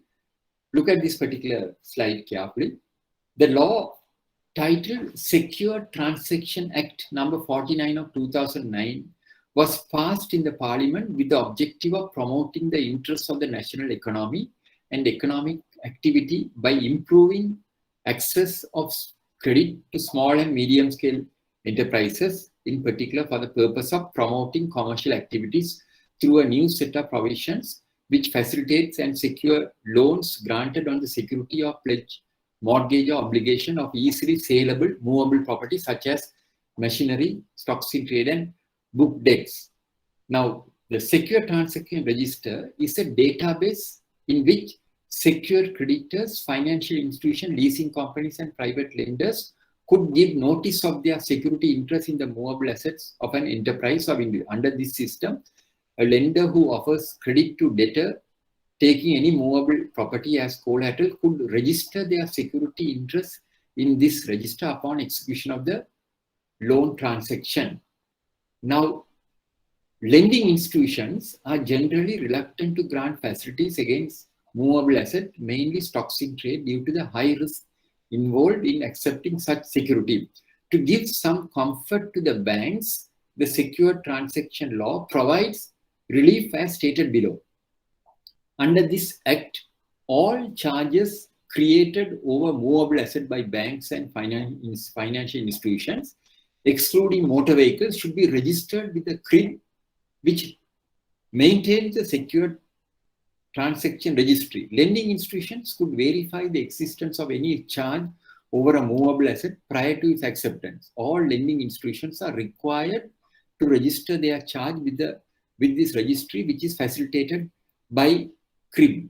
Now here I must tell you all, secure transaction, when we talk about Secure Transaction Act, according to this Act, all banks, when they are granting a facility against movable asset, they are required to register their charges with this registry, which is maintained by CRIB. But the problem is, this particular registry is not a dependable registry. Why do I say that? Because even though this is maintained by CRIB, I spoke to CRIB a couple of weeks back. I spoke to CRIB and they told me there are certain loopholes in this particular Act.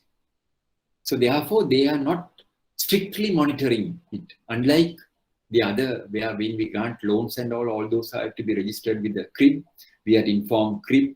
Here, the CRIB is also not very strict in the sense there are certain loopholes which they have referred, they have brought it to the attention of the regulators. So actually arrangements are being made to rectify those items, those loopholes. So therefore, in other words, what they are saying is the Secure Transaction Registry is not a dependable registry as it is, because the banks, they are not that strict. The banks, even though you are granting a loan against movable, if you want, you can just wait without informing CRIB, without registering. So the banks, they have told the banks to just log in and register it, but they are not that strict. They are not that strict. That's the reason why I am telling you the Secure Transaction Registry is not a dependable registry, because in one of my previous sessions when I was explaining, one student asked me, so the Secure Transaction Registry is there, we can, when we are granting a loan against movable asset stocks, we can always check it with the Secure Transaction Registry. So I told that particular student, it's a very good question he asked, I told him this is not a dependable registry because still there are certain loopholes. That's the reason why we are taking the affidavit, because this participant asked me. So we can always check it with the Secure Transaction Registry when we are granting movable asset to ascertain whether this particular customer has mortgage to any other banks, because that should reflect in the Secure Transaction Registry. But that's a very good question. But according to CRIB, they say it is not a dependable registry because they have given the bank, they have given the responsibility to the banks to log in and register it, but they are not monitoring it. It's not compulsory. In other words, it's not compulsory, unlike the other facilities. When we grant a facility, you have to inform CRIB. When you are granting a facility, you have to inform CRIB. That's why all the banks have a CRIB compliance officer. If they don't report a particular facility to the CRIB, the punishment is, what's the punishment? The particular officer is personally liable and he could be punished by a magistrate. Punishment is 25,000 rupees or 6 months rigorous imprisonment. That is there in the Act. That is there in the Act. So supposing if you are the CRIB compliance officer and if you have failed to report a particular loan to CRIB, and if that is detected by CRIB, CRIB will, CRIB may cancel the license of that particular bank. In addition to that, the particular compliance officer is personally liable and he could be charged at a magistrate's court, and the punishment may exceed either 25,000 rupees or 6 months rigorous imprisonment, or both. So that is very strict. So that you can't escape. That is, if you fail to report any loan. That's why in all the bank there is a CRIB compliance officer. So when you are granting a loan, automatically you have the system. The information is given to CRIB, because the CRIB, when you check, that is a dependable register. CRIB, all the loans what you grant. But secure transaction registry, of course, it is not dependable, because this was told to me by the CRIB official, because the banks are at liberty, they have to log into the system and register it, but they are not monitoring. The reason is there are certain loopholes, so which they have brought to the attention of the authorities. I think there is another law to be passed. That's what they told me. So remember, although secure transaction registry there, it is not, we cannot depend on that. So to overcome that only, we are taking a affidavit. Is it clear to you all? Is it clear? Is it clear? Any questions on that? Any questions? Any questions on that? What we discussed? You all are there? You all are there, no? Yes, sir. Right. How about the others? Is it clear? Any questions on this? Yes, sir. Right. Now we will have a short adjournment. We'll adjourn for tea. Now it is 10:40, 10:55. 15 minutes I am giving you all. 10:55 we will meet again. Is it okay? 10:55. Is it okay? Can we meet at 10:55? Yes, sir. Right. Okay. Right. Thank you.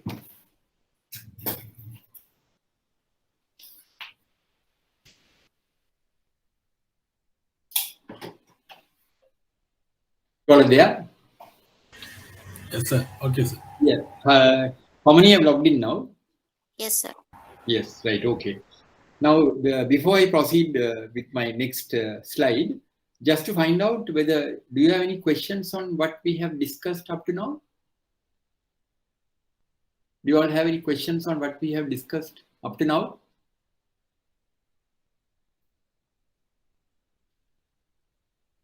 Any questions? Can I move to the next one?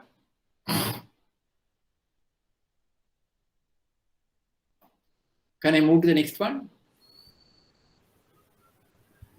Yes, sir. Right. Yes, sir. Right. So now we have up to now we have discussed about the movables and immovables. Now these are the two important securities, important assets which are accepted by banks to secure their facilities. So I have now discussed in detail about the mitigating techniques in taking these securities. So now I have just given you an example. I have given you various examples. So for you to enlighten you of the importance and the risk which you may come across in accepting these securities. So it will be your responsibility as a banker, as a bank manager, to ensure that by taking these securities that you mitigate all risk which could arise in obtaining the security, or even after obtaining these security. All those have been discussed in detail. Now we are coming to the another area, advances against shares. Now, movable, immovable, we have discussed in detail. Now, when you say advances against shares and debentures, this could be considered as a strong security, and if effective precautions are taken, the banks could realize the exposure in case of an eventuality. The undernoted steps have to be taken. Now, when we are taking shares as security, supposing if one of your customer comes and says, I have John Keel's shares. I have John Keel's shares. I have 1,000 John Keel's shares. Can you give me a loan by taking these shares as security? So, first thing that we have to do is we have to find out the market value of those shares. Now, if you have 1,000 John Keel's shares, you will have to find out what is the market value of those shares. And you can find out from the Colombo Stock Exchange or from the internet. You can find out what is the total value of these shares. If assuming this share value is 1,000 shares, the total share value comes to about say 1 lakh, or let us say, I don't know the John Keel's shares today. I don't know the today's rate. Let us assume the customer is giving you shares of John Keel's. The market overall value of those shares, let us assume it's 1 million. Now, he has given you a total of 700 or 500 or whatever the amount of shares he has given John Keel. Say these are John Keel shares which are traded in the Colombo Stock Exchange. So then you'll have to find out what is the market value of these shares. So let us assume, let us take it as an example, the market value of these shares are 1 million. 1 million. So if the market value of the shares are 1 million, the banks will not grant 1 million loan. They will give only a portion of the market value of the shares. Now that later most of the banks, what they give is, it's about 35 to 40%. So if the total value of the shares is 1 million, they may give 350,000 or 4 lakhs, depending on your own bank's credit stipulation. Your own bank's credit, some banks may even give 50%, but generally, most of the banks, they restrict to 35 to 40% of the share value. 35 to 40% of the share value, market value only, they give. So if a customer comes to your bank and says, I have John Keel shares, the market value, total value of the shares today is 1 million, then you will check up. You will check it up with the various sources to ascertain the share value. And if it is 1 million, then you will tell the customer, we will give you, according to our credit stipulation, we can give you only 40% of the value. That means 4 lakhs only, we will give you 4 lakhs. So you are giving 4 lakhs to the customer. And if I ask you a question, why can't the bank give 100%? Can you all tell me, why can't the bank give 100% of the value? The value is 1 million, but the customer wants, he's giving the share, but banks are telling that we will give you only 40%. Why we are giving 40%? Because share price can yes, change. that's right. Share prices may drop, may go up, may drop. Due to the fluctuation of the share value, the banks are keep having a spread of 60% to face any eventuality which could arise later on.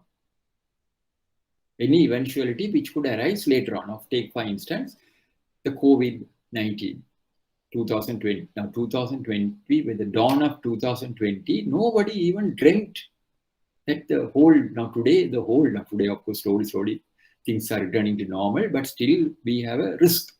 So, if I ask you a question, which industry has suffered most under this COVID?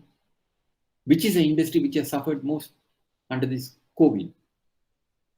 Can you all tell me, which is the industry which has incurred substantial losses, suffered a lot under this COVID? There are so many industries. Apart from that, as far as the country is concerned, which is the industry which has suffered? You all are bankers, you all are reading papers, you all are keeping your eyes and ears open.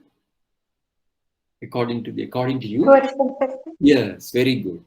Excellent. Tourism sector is we used to get $4.9 billion US per year. I read somewhere, $4.9 billion US per year from tourism. It is now completely gone. That is the reason government has banned the importation of the motor vehicles, because we don't have foreign dollars. And tourism has, drastically, it has almost come to zero now. Slowly it is picking up. The airport is open. Slowly it is picking up. So still we have to be cautious. Hotels are closed. were closed. Now slowly they are opening. Now all the 5-star hotels, the weddings also. The tourism sector suffered a lot, and the hotel industry. So if you have taken shares of travel firm or tourism or hotels and granted them a loan, they have incurred substantial losses. So their share value would have dropped. So in such a situation, the banks would have monitored their shares very carefully. That is the reason why we always have a spread of 6 lakhs, 60% to face any eventuality. Because the share market, it depends on the country's situation, the global situation, the country's economic situation, the the political situation, global economy. All these factors will contribute towards the fluctuation of the shares. So when we are granting facilities against shares, one of the conditions is that we have to monitor the fluctuation of the share. There was a question sometime back, what is the important follow-up aspect which you have to adhere when we are taking shares as security? We have to follow up the fluctuations of the market value of the shares. We have to follow up the fluctuation of the market value of the shares. So if you are granted a facility against shares, you have to monitor the fluctuations. Now, apart from the shares, another industry which has got affected was apparel industry. Apparel industry, because I was listening to one of the seminars where they were telling the apparel industry also substantially suffered due to the COVID. Why the apparel industry has suffered due to the COVID? Can you all tell me why the apparel industry suffered due to the COVID? Why the apparel industry suffered due to the COVID? According to you? You all are directly affected. You all know the answer. Why did the apparel industry get affected due to the COVID? Supply of material. Yes, supply of material. Then what else? What else? Restrictions of the movement of people and working from home, the introduction of the working from home concept. I was listening to one of the interviews given by, there was a panel. So one veteran was telling the apparel industry is also, they are severely affected. Why? Because he said working from home concept has severely affected, because there is no necessity for people to go and go on shopping and invest on garments, because there are no necessity. They are all held up in homes. And the restriction of movement of people, as a result of that, apparel industry also got greatly affected. Even I used to get messages from various people, Hamidias, Fashion Bug, and Odell and all. We once sometime back we purchased, so they have in their database. So they are sending messages after messages to us saying that today 15% discount there, tomorrow is 20% discount. Even for my birthday early morning, I got a call from Hamidia. One gentleman gave a call and said, "Sir, we are from Hamidia. Today is your birthday. Many happy returns of the day." And he was telling, "Sir, since it is your birthday today, we are giving you a 20% discount. 20%, you can go to any of our showroom and buy whatever you want. 20% discount." So I didn't go, but what I am trying to say is, so they were also greatly affected. So if you have, why I am connecting this with the present situation is because the during the lockdown, share prices would have come down, especially the hotel trade, tourism trade, airlines, all these would have all the industries which have got connected with tourism would have incurred a substantial loss. So if we have granted any facilities against shares of those entities, we had to monitor those, and we can't wait till the lockdown is removed. And we would have taken precautions to dispose the shares. That is the reason why even during the lockdown, banks are operating. People are operating from their residences. Unlike other what you call departments or other government departments. Here, bankers were operating from their residences. Although the banks were closed, banks were functioning. So credit people, they have to examine their portfolio. So how do we, you may ask, how can the bank sell the shares without the customer's authority? No, we have got an authority from the customer. Before granting the loan, we would have got an authority. What is the authority? We take a power of attorney from the customer. But this power of attorney, what we take is defined as irrevocable power of attorney. Now, different banks may have different formats. Now, irrevocable power of attorney, charge on securities to be executed by the shareholder. That means the customer would have given you a blanket check. A blanket check means he has signed and given an authority. Why do I say this irrevocable power of attorney? Because the normal power of attorney, what you give, could be revoked anytime you want it. If I give a power of attorney to somebody, tomorrow I can I can publish a paper notice, I can revoke the power of attorney. I can say I have revoked. But this power of attorney, what you are giving to the bank, is an irrevocable power of attorney. It cannot be revoked under any circumstance. You can't revoke it. Once you give it, that is valid forever. That is valid for. So you are given a customer, in other words, customer has given a blank check. Then we open a custodian/account to be opened with the CDS. The requisite opening forms to be obtained prior to the disbursement of facilities. Then fluctuation, the final one is very important. Fluctuation of the market value of the shares to be constantly monitored. The percentage of advance to be restricted to 35 to 40% of the market value of the shares to overcome any eventuality resulting in the downward fluctuation of the market value. Now, take by instance, just take a situation. You have granted facilities against shares to various customers. And as a result of the lockdown, your branch was closed. And you were at home. But the bank still wants you to operate from home. So when the bank asks you to operate from your residence, that doesn't mean that you have to only attend to the day-to-day activities. You are also, if you are the branch manager, if you are a head of credit or if you are a credit officer, it is your responsibility to manage your portfolio and see how many customers have availed facilities against shares. Then you have to monitor the movement of those shares and see whether there is any downward trend in those shares. And if there are customers who have availed facilities against stocks, you may have to carry out inspections to see whether those stocks are still there, not removed to another location. So that's what, as I told you, bankers were continuing with their service, uninterrupted service in whatever the area. You can't say banks are closed, you are staying at home. Even though banks are closed, banks were functioning. From now under the present situation, there is no necessity to open branches. Now we have all the banks are having anywhere banking concept. Anywhere banking concept. Now you read somewhere in the US, the biggest bank doesn't have any branches. Why? Because the technology is there.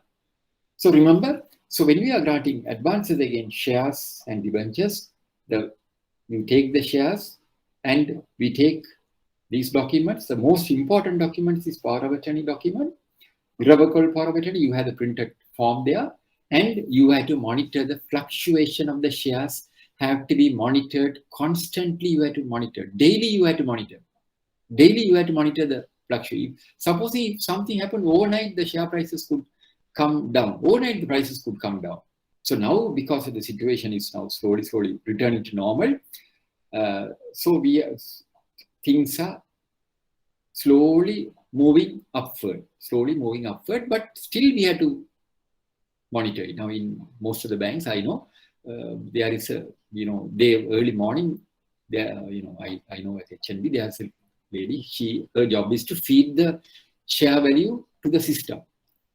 Daily, she has to feed the value to the system. When she feeds the share value to the system, and then the system will tell her what are the shares which has dropped, who are the customers, what is the shortfall in the margin. So when you see a shortfall in the margin, then you immediately will have to communicate with the customer and tell the customer your share price is, the value is dropping, our security value is dropping. So we may have to reduce your facility, or you can provide us alternate security. So that because millions are covered against shares. So shares is all shares or debenture, whatever it is also a very valuable security. But at the same time, this particular security could become weak due to the negligence of the bankers, because it's in your hands. It's in your hands. So if you are the branch manager, if you are the credit officer, if you are supposing the facility has gone bad, you find one particular day when you take the share value, you find that share value does not match the requisite margin, or it has gone below 35 to 40%. Then you are seeking approval from your head office saying that the share value, the existing market value of the share does not cover the outstanding, because one fine day you find the value has come down, and you are seeking approval from head office, your approving authority, saying the share, the current market value of the share does not cover the present outstanding. What do you think the head office will tell you? What do you think, according to your opinion? What do you think the head office will tell you? What do you think the head office will tell you? If you have come across a situation where you find the share value has come down, and you find the market value of the shares does not cover the present outstanding of the facility, then you are writing to the head office seeking their advice. What do you think they will inform you? What will be their reaction? What will be their reaction? Any guesses? What will be their reaction? How did it drop below the requisite value? How it has dropped? Any guesses?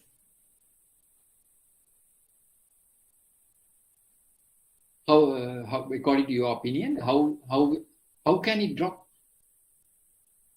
Because lack of, can you continue the sentence, finish the sentence?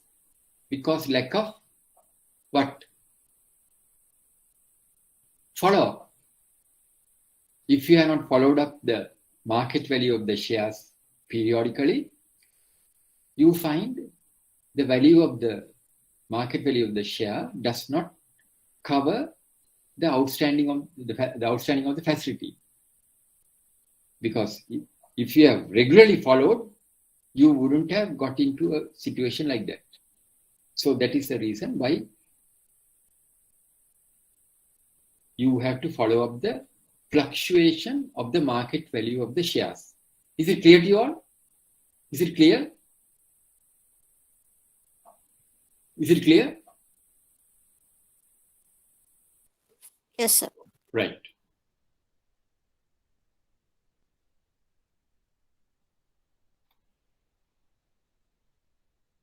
So now the next one is motor vehicle as security. Now we have covered immovable, we have covered movable, we have covered shares, debentures. Now motor vehicle as security. Now this, of course, I know, I am sure most of you all may be aware of the procedure, but anyway, for the benefit of others, I'll just touch on this. Motor vehicle as security, this is also considered as a high risk and easy security. The undernoted procedure has to be adhered to. The original certificate of registration of motor vehicle, which confirms the title and ownership, should be obtained. Now, in other words, when you are taking a motor vehicle as security, the CR book, we call it a certificate of registration, CR book. That is the title deed of a motor vehicle. Now, in a motor vehicle, unlike in a, what do you call, in the properties, we get a title report. Stock statement, stock inspection, movable asset, we are getting a detailed list of stocks. But when you are taking a motor vehicle as security, the only document which the customer has to submit is the certificate of registration, or in shortened form, we call it CR. So when you say the CR, that particular document gives the full history of the motor vehicle. That particular document will give you the full history of the motor vehicle. Now you all can see the slide, no? Slide is clear, no? Slide is clear. Slide is clear. Yes, Yes, sir. sir. Right. Yes, sir. Right. So now my image is also clear, no? You can see me, no? You can see me. Yes, sir. Yes, sir. Any problem, please let me know, so I can adjust it. So the CR book is the first requirement. So the customer, when he submits the certificate of registration, that is, in other words, that is the title deed. This document will give you all the details of that particular motor vehicle which you are intending to take as security. Who is the owner of the vehicle? What is the registration number? What is the color of the vehicle? Chassis number, engine number? Who was the previous owner? Who are the other owners? And whether it is mortgaged to any other institution? Location where it is kept? All those factors will be disclosed in the CR book. So once you get the CR book, CR registration, then you are required to obtain a valuation report. Valuation report means it is not a valuation from any of those garages or anything. There are, most of the banks, they have their own reputed valuers. Otherwise, you have to be very careful. Motor vehicle valuations, you can even go to get a valuation from a garage. No. Most of the banks prefer Automobile Association of Ceylon, AA. That is, Automobile Association, because that is an internationally recognized institution, or some other approved valuers of the bank. A person who values an immovable property can't go and value a motor vehicle. So there are the banks, they have in their panel certain people who are authorized to get the valuation, to give valuation covering motor vehicles.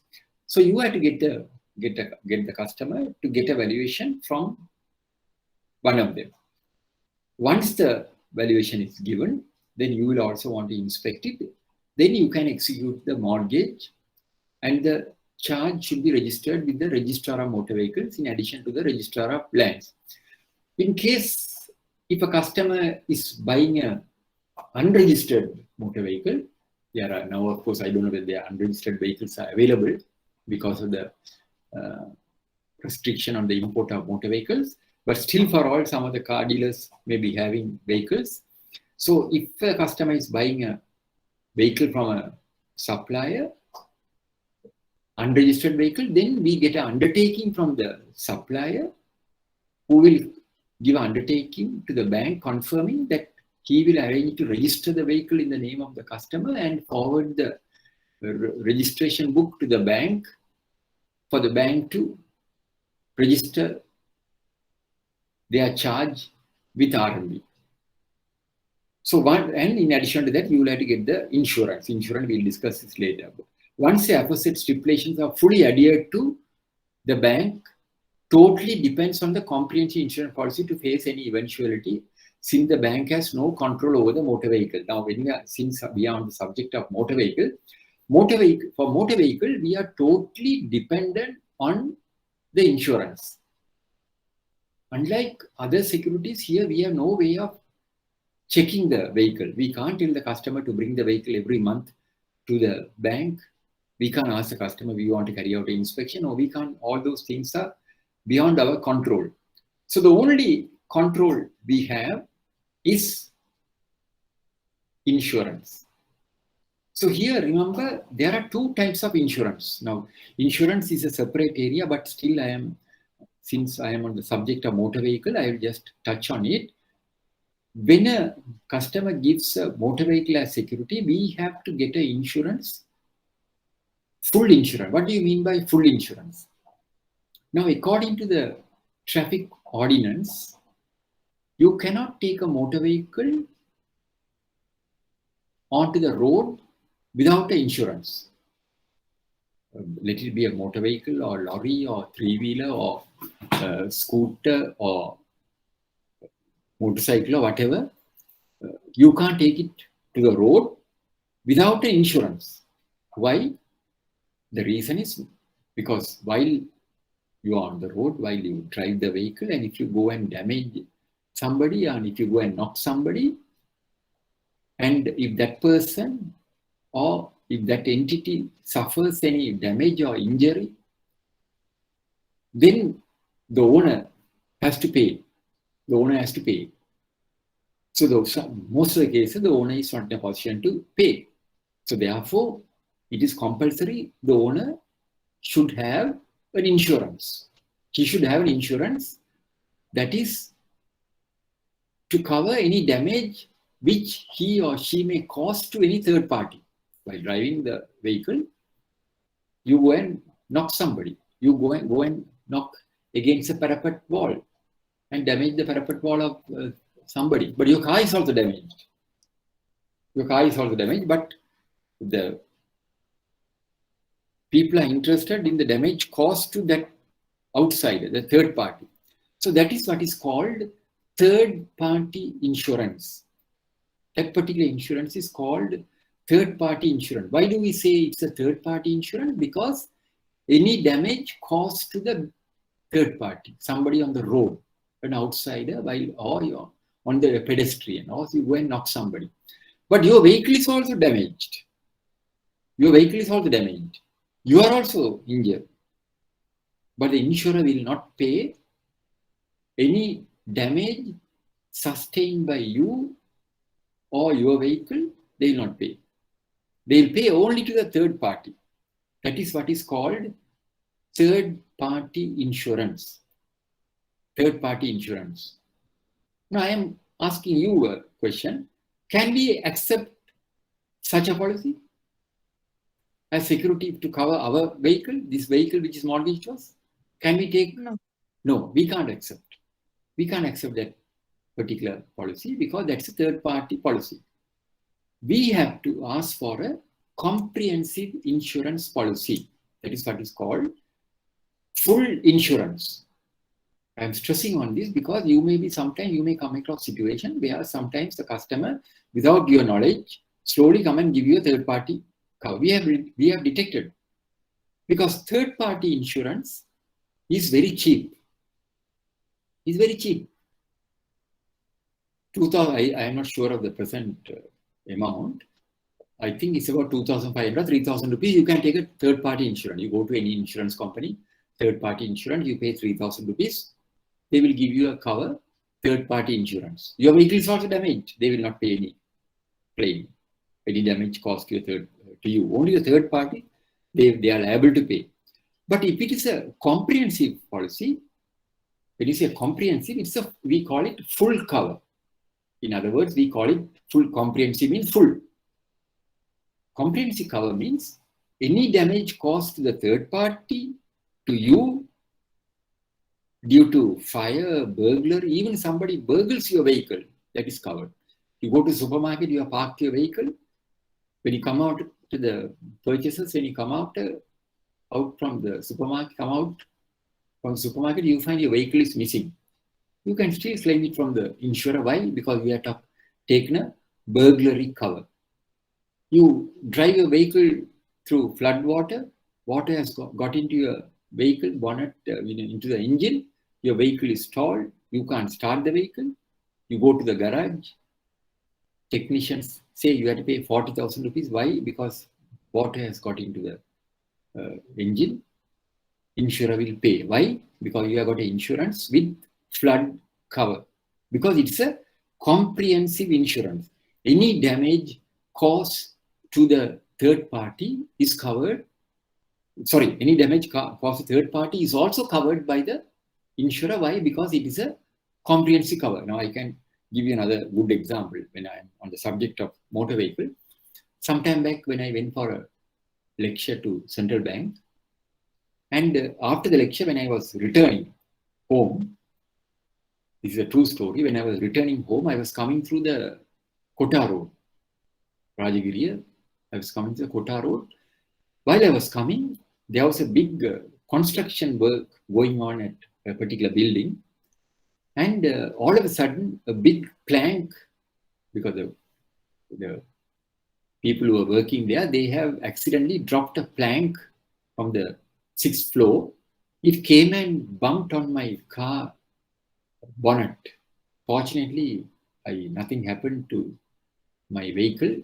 So immediately I had a narrow shave because it bumped on my bonnet and went and rested on a 3-wheeler.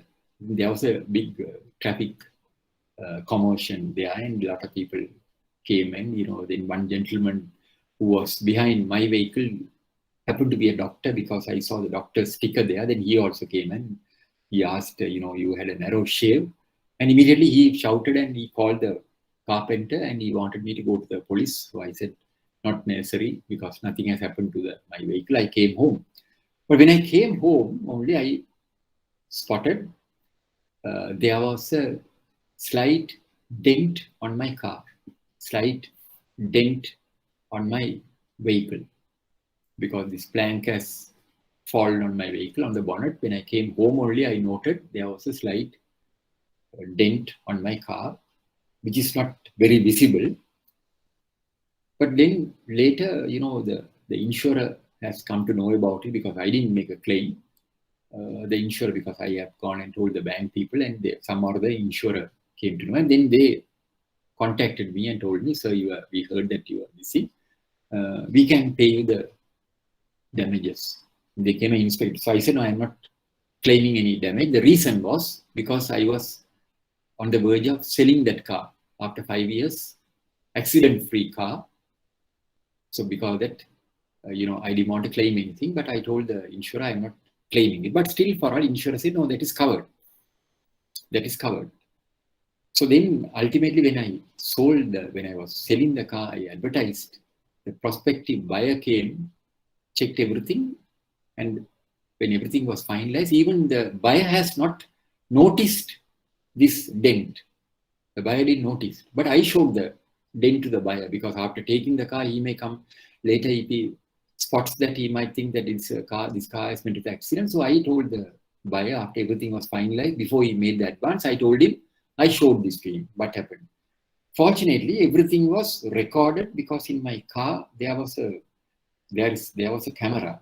The camera has recorded everything. You could see the plank falling on the bonnet. So I showed that to the prospective buyer. And I told, because otherwise he will think that, when you do a touch-up, that will be visible. I showed that to him.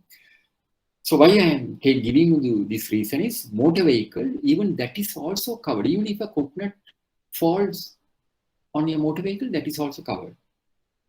So motor vehicle, you have to get a full insurance. You have to get a full insurance, not the comprehensive insurance. The reason is, if you buy a new car, if you go to the insurer and ask for a insurance covering the full insurance, the premium will come to about 75 to 80,000 rupees. 75 to 80,000 rupees, the premium will come. So that the very outset, first year, customer may give you a insurance covering the full vehicle, the full cover. Second year, when he goes for a second renewal only, he feels the pain.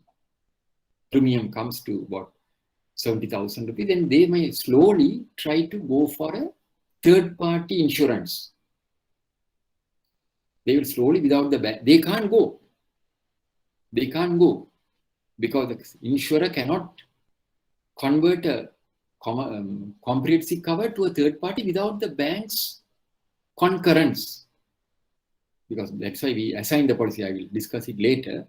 So that is why I am telling you, because in some of the banks, I have come across situation where at the renewal, slowly they are given a third party insurance, because they convert the existing cover to a third party insurance. The bank is at a severe loss, severe risk. Because the customer, second year or third year, when they feel the pain, my God, premium, this amount of premium we'll have to pay, can't we slowly convert it into a third party insurance? Then they may tell you that, no, we are very careful drivers. Now, I could remember once when I was renewing my policy, I was discussing with the insurer about the premium. And I told the insurer, can't you give a concession on the premium? Because we are careful drivers. The agent, the insurance agent was telling me, sir, we know you are a careful person, but the person who is coming behind you is not careful. See how the marketing tactics. He was telling me, sir, you are careful, but the person who is coming behind you is not careful. That is true. We find you all would have come across situation. The people who come behind, they are not careful, especially the three-wheelers, vans, various things. Even though you are careful, the man who is coming behind is not careful. So to protect you from such people only, we have to insist on a comprehensive insurance. So remember, third-party insurance we cannot accept it. So if in your portfolio, you have to be very careful at the time when you get the policy. You have to check the policy very carefully and see whether it is a third-party insurance or a comprehensive insurance, especially on the renewals. On the renewals, because insurer cannot do any changes. But still for all, sometimes there are insurers who have, there are certain lapses on the part of the insurers also. Because they have, due to pressure or without, they may get told of somebody slowly convert. But insurer will never do it. He can't do it. Because insurer also will want the renewal covering the full insurance, because then they are getting the premium. So remember, this is the comprehensive insurance is the most important component in the motor vehicle. When we are taking motor vehicle, because this is a high risk security, the bank is totally dependent on the insurance. Any questions on this? Any questions? Is it clear to you all? Any question? Yes, sir. Right. What about the others? Everything is clear? Yes, sir. Right. So now, in a nutshell, you find here, what are the requirements, what are the documents we require?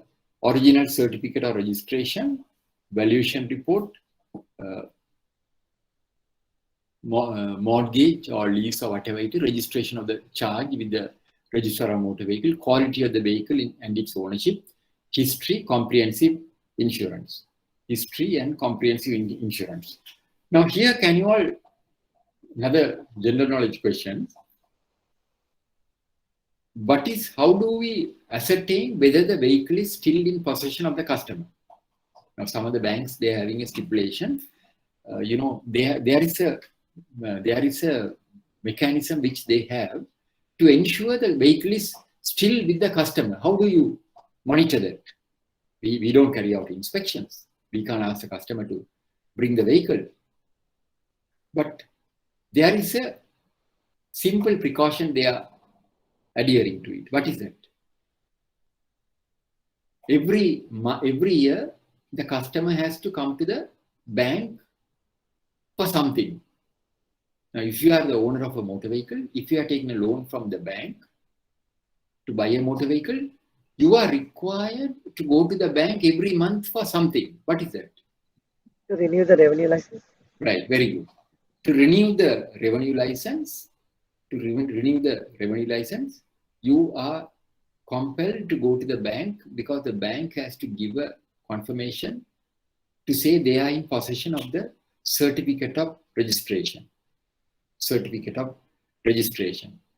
Or they give a letter extract, CR extract. They give an extract of the CR, because that is a document required by the RMB to renew the license. So some of the banks, most of the banks, when a customer goes and asks for that, they may insist, not for all customers, undependable customers, sometimes undependable customers, depending on the customer's integrity, sometimes they may ask the customer to bring the vehicle for an inspection. We just want to inspect the vehicle.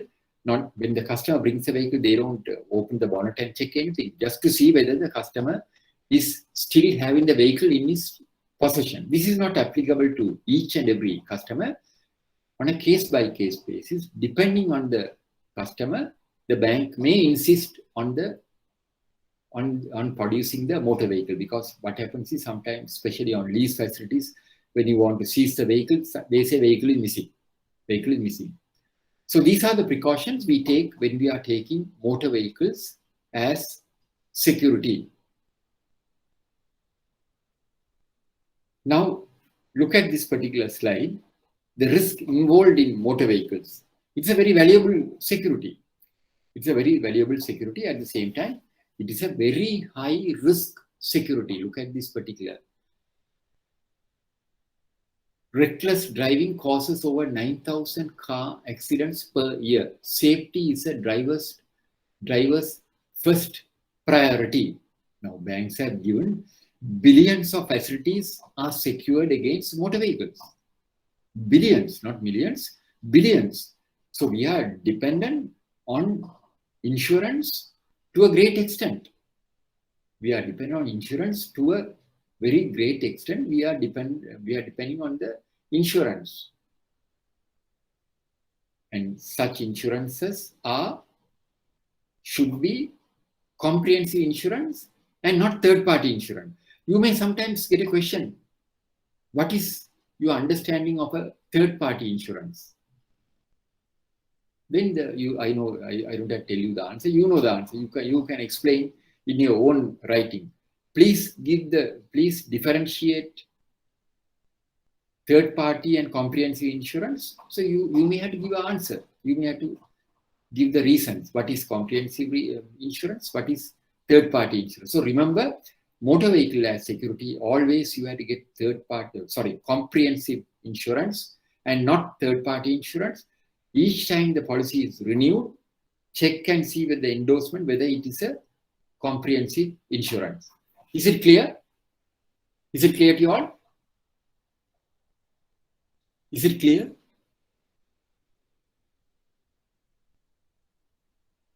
Can I move to the next slide? Can we move to the next slide? Yes, sir. Right. How nice if everybody says yes. I will be happy to hear the sweet voices of everyone. Can we move to the next slide? Yes, sir. Right. Very good. Very good. So now look at this particular one. Vehicle buyers taken for a ride on doctored registration papers. Because here also you can't totally rely on CR, because that also could be forged. So to ensure accuracy, you can even cross-check with registrar of motor vehicles. Online. I think there is a facility available online to ensure the accuracy, the correctness of the CR book. Once the CR is given, if it is a registered vehicle, then you have to, just because the customer gives a CR, don't get carried away by that.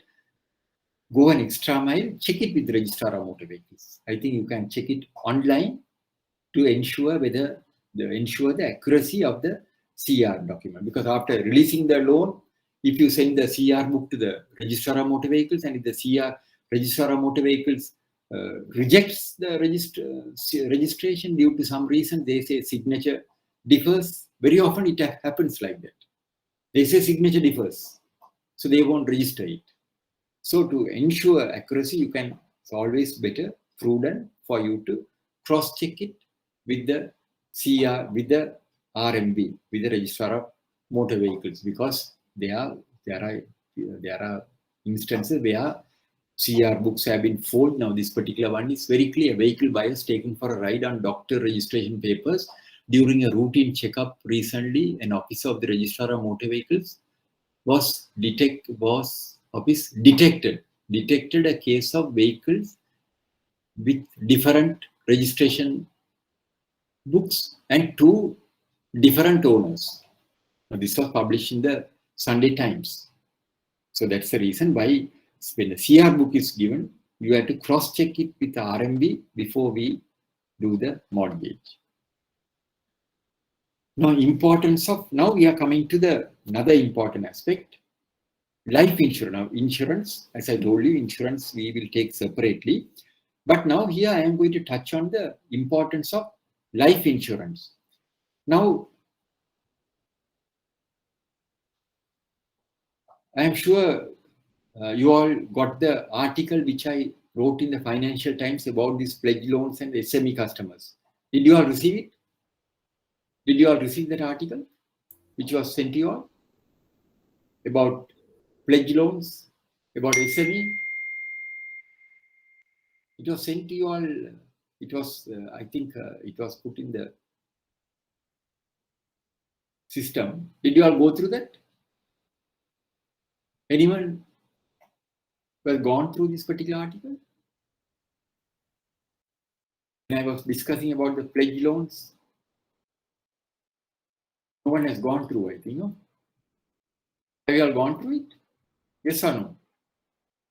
Don't worry. Yes or no? Have you all gone through that particular article? It was, Not yet, sir. sorry? Not yet. Not yet, right? Very good. You're honest. Yeah, very good. Not yet. So no problem. So I just want to, you all have to go through it because they will be on. This is the article. This is the particular article. This was published in the Daily Financial Times. I think this IBSL has put it in the system. You can go through it.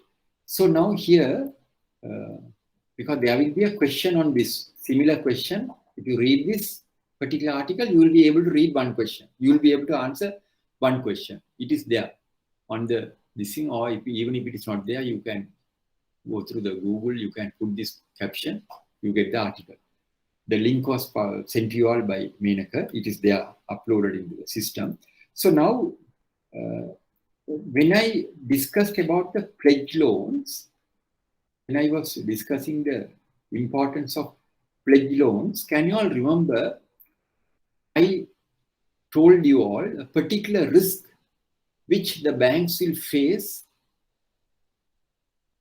when we are granting loans to SME sectors. That means small and medium scale entrepreneurs. I told you all how a customer is manufacturing wash basins to meet the demand of COVID, where the installation of a wash basin has become a necessity at all the outlets, and we could grant them a pledge loan. And I was telling you all, when we grant loans to SME sectors, that means these SME sectors rely on one person, one individual. So if that individual, something happens to that individual due to an unforeseen situation, if the individual dies or meets an accident, the business will crash. So I explained to you all in my first session. So how do the banks overcome that risk? Can you all tell me how do we overcome that risk? How do we overcome that risk? How do we overcome that risk how do we mitigate that risk when you are granting loans to SME customers, one particular individual? As long as he is there, he will be in a position to run the business. You can monitor it. But the moment if something happens to him, how do we overcome that? What is the mechanism we have to overcome such an eventuality? Can you all tell me? We discussed. Mortgage protection policy. Sorry? Mortgage protection policy. Mortgage, very good. Mortgage protection policy. Yes. You gave the answer. Very good. We take a life insurance policy. Either you take a mortgage protection policy or life insurance policy. So what we advise is to take a life insurance policy. Listen to this very carefully. When we come across such instances, now even as I told you all at the very outset in our session, banks are required to grant to channel 20% of their portfolio to SME sector. That is, the central bank has stipulated. That means in your branch, your overall, if you are granting 1 million loan for a month, out of that 1 million, you have to channel 200,000, 20% to SME sector. Whether you like it or not, you have to grant. Why? Because the government wants economic sector also to grow. Small and medium scale industries also should grow. So the banks are reluctant to grant them facilities because high risk. So it is a responsibility of the banks to grant loans to such entities. You have to carry out periodical inspection. You have to grant them pledge loan. All those were explained in my, if you visit my previous session, first session, everything is explained. So the only risk what we have in case something happens to the SMEs, that particular customer, because SME sectors are risk on one person, one individual. As long as he is there, he will run the business. The moment something goes wrong, the moment he is no more, the business, let's say, under the SME sector. So to overcome such eventualities, the bank relies on life insurance policy or mortgage reducing policy, what you this participant said, a mortgage reducing policy. Preferably, it will be a life insurance policy because mortgage reducing policy means premium is very high. It's a once and for all payment. When you say mortgage reducing policy, that is to protect the loan. The premium is one premium, one single premium. But in this instance, it's better for us to take a life insurance policy. Now, what is this life insurance policy? When you are taking a life insurance policy, before that, now, important consideration in a life policy, sum assured and surrender value. What do you mean by sum assured? If a customer goes to an insurance company, now you are granting a loan to a customer who wants a loan of 1 million. What is the business he is doing? He is saying, I am in the business of supplying wash basins. I am manufacturing wash basins in accordance with the health stipulation. Please revisit the first session. You will, everything is recorded there. So he says, I want a loan of 1 million. So your bank has granted him a loan of 1 million to manufacture wash basins. That was explained in our previous session. Now here I am only touching on the life insurance. So the only problem you have, only worry you have, only risk you have is in case if something happens to this particular customer, how can the bank recover the loan? Because the wife and children or his brothers are not capable of continuing with the business. To overcome such an eventuality, you will ask the customer to take a life insurance policy for 1 million. So the customer then will go to the insurance, approach an insurance company and get a life insurance policy for 1 million. So insurance company will give a life insurance cover for 1 million. That is what is known as sum assured. Sum assured is 1 million. So the insurer will pay that 1 million only if that customer, if something happens to the customer, if he is disabled, or if he meets the accident, or if the policy matures after 25 or 30 years, whichever occurs earlier, insurer is liable to pay that amount. That is what is called sum assured. That means they are assuring the payment of that sum subject to certain stipulation. What are those stipulations?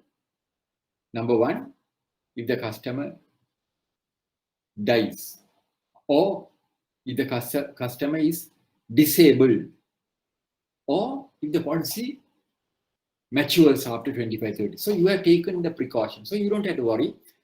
You have to monitor the loan. You have given a loan for him to manufacture the wash basins. You have monitoring. You have released a loan strictly on a supervisory basis. You are not giving the customer the loan direct. You have channeled it, remitted it direct to the suppliers, you are monitoring it. The only risk you have is if something happens to the customer. So if something happens to the customer, you have taken a life policy. That is what is called sum assured. So that amount is assured. What is surrender value? Now, if it is a new policy, that will have no surrender value. Now, there was a question last time. We asked a question, what is the difference between sum assured and surrender value? There was a question. Sum assured and surrender value. Sum assured is the amount the bank could derive in case something happens to the customer or if the policy matures. Surrender value, when you say surrender value, it is a portion of the amount of premium what the customer has paid. Now, supposing if the customer, by taking the insurance, he'll have to pay 1 million. He'll have to pay, by taking the insurance, he has to pay every month, he'll have to pay, say, 100 rupees. Let us assume that he has paid for 3 years, he has paid 3,600 rupees. When you ask for the surrender value, a portion of the amount what he has paid for the last 3 years, as an example, insurer will say that is a surrender value. That is 3,600 rupees he has paid for 3 years. Insurer may say the surrender value is 1,200 rupees. So to get the surrender value, he need not die. The customer, even without death or any eventuality, the bank can surrender the life policy and get the amount which is given as surrender value. That is what is called surrender value. But sum assured is the amount stipulated in the policy. For insurer is liable to pay the sum assured is only in case of 2 requirement, 2 adherence, 2 occurrence. Number 1 is, what is number 1? Customer death. Number 2, maturity of the policy. Surrender value is different. Understood? Any questions on that? Understood? Is it clear to you all? Any questions? I think you all are confused. So if you are confused, you can ask. Because we don't have a whiteboard, it is a classroom. Sir, can you explain surrender value again? Yes.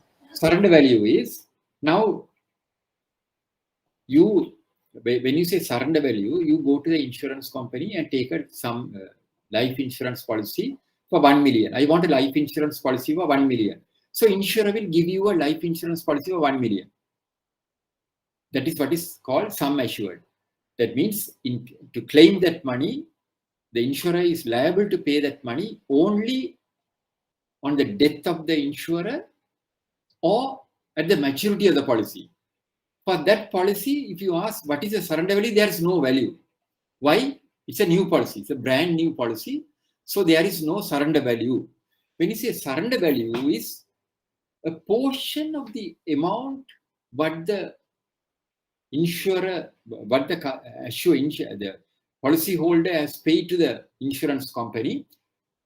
Now let us assume the customer has taken a policy for 10. He has given a policy for 1 million. He has been given a policy for 1 million by the insurer. He said this policy is valid. This policy will mature only after 25 years. That means in 2046 only the policy will mature. So the insurer is liable to pay that 1 million in case of death or maturity, whichever occurs earlier. And that policy has been issued subject to payment of premium, monthly premium of 100 rupees monthly to the insurer. Supposing if the policy has been enforced for a period of 3 years, and every month he has paid 100 rupees, for 3 years he has paid 3,600 rupees. As an example, 3,600 rupees. If you ask the insurer what is the surrender value, insurer may give a portion of the amount what he has paid. He has paid 3,600 rupees. He may say 1,200 rupees is a surrender value. Sum assured is 1 million. Surrender value is 1,200 rupees. That is a portion of the amount of the premium but the customer has paid. So to get the surrender value, the customer need not die. Anytime the bank wants, it can surrender the policy and get the amount. That is what is called surrender value. So surrender value is different from sum assured. Surrender value is the portion of the premium what you have paid, provided the policy has been in force for a period of 3 years. So let me ask you all a question. What is the surrender value on a new policy? Will there be a surrender value on a new policy? Will there be a surrender value on a new policy? There is no surrender No, value. very good. Nil. Very good. On a new policy, no surrender value. If you ask what is the surrender value of a policy, insurer will say surrender value is nil. No value. Surrender value, no value. So that is what is. Why do we call it surrender value? The reason is when we surrender the policy, the insurer will pay. Anytime you want to surrender the policy, insurer will pay. That is why we call it surrender value. Surrender value. So if the customer if a customer comes to a bank and says, I want a loan of 5,000 rupees. And you ask, and he says, as security, I can give you a life policy which has a surrender value. So you check with the insurer and ask the insurer, if there are a surrender value for this policy, insurer will say, yes, there's a surrender value of 9,000 rupees. Why? Because this policy is 1 million. He has been paying 100 rupees of some amount he has paid for the last 5 or 10 years. So insurer says surrender value is 6,000 rupees. So you can close your eyes and grant him a loan of 5,000 rupees. Why? You are assured of the surrender value. You surrender the policy, insurer will pay. So sum assured, I am repeating, sum assured, the amount the insurer is payable at the time of, in case of death or maturity of the policy, whichever occurs earlier. Surrender value is the amount of the premium, a portion of the premium paid by the customer, provided the policy has been in force for a period of 2 or 3 years, depending on each insurance company's stipulation. It could vary from each insurance company. If you ask the insurance company, what is the surrender value? They will say surrender value is nil, 0. There's no surrender value. You can ask the insurer, what is sum assured? 1 million. What is the surrender value? Surrender value nil, 0. So remember, this is what is called sum assured and surrender value. Sum assured, I'm repeating it again, sum assured is the amount the insurer is liable to pay in case of death or maturity. Surrender value is the portion of the premium what the customer has paid. Is it clear to you all? Is it clear? Yes, sir. Yeah. So remember, sum assured now, when you are taking life insurance policies, why we are taking life insurance policies? Generally, we are taking life insurance policies to overcome any eventuality which is beyond the control of the banker. Now today you find the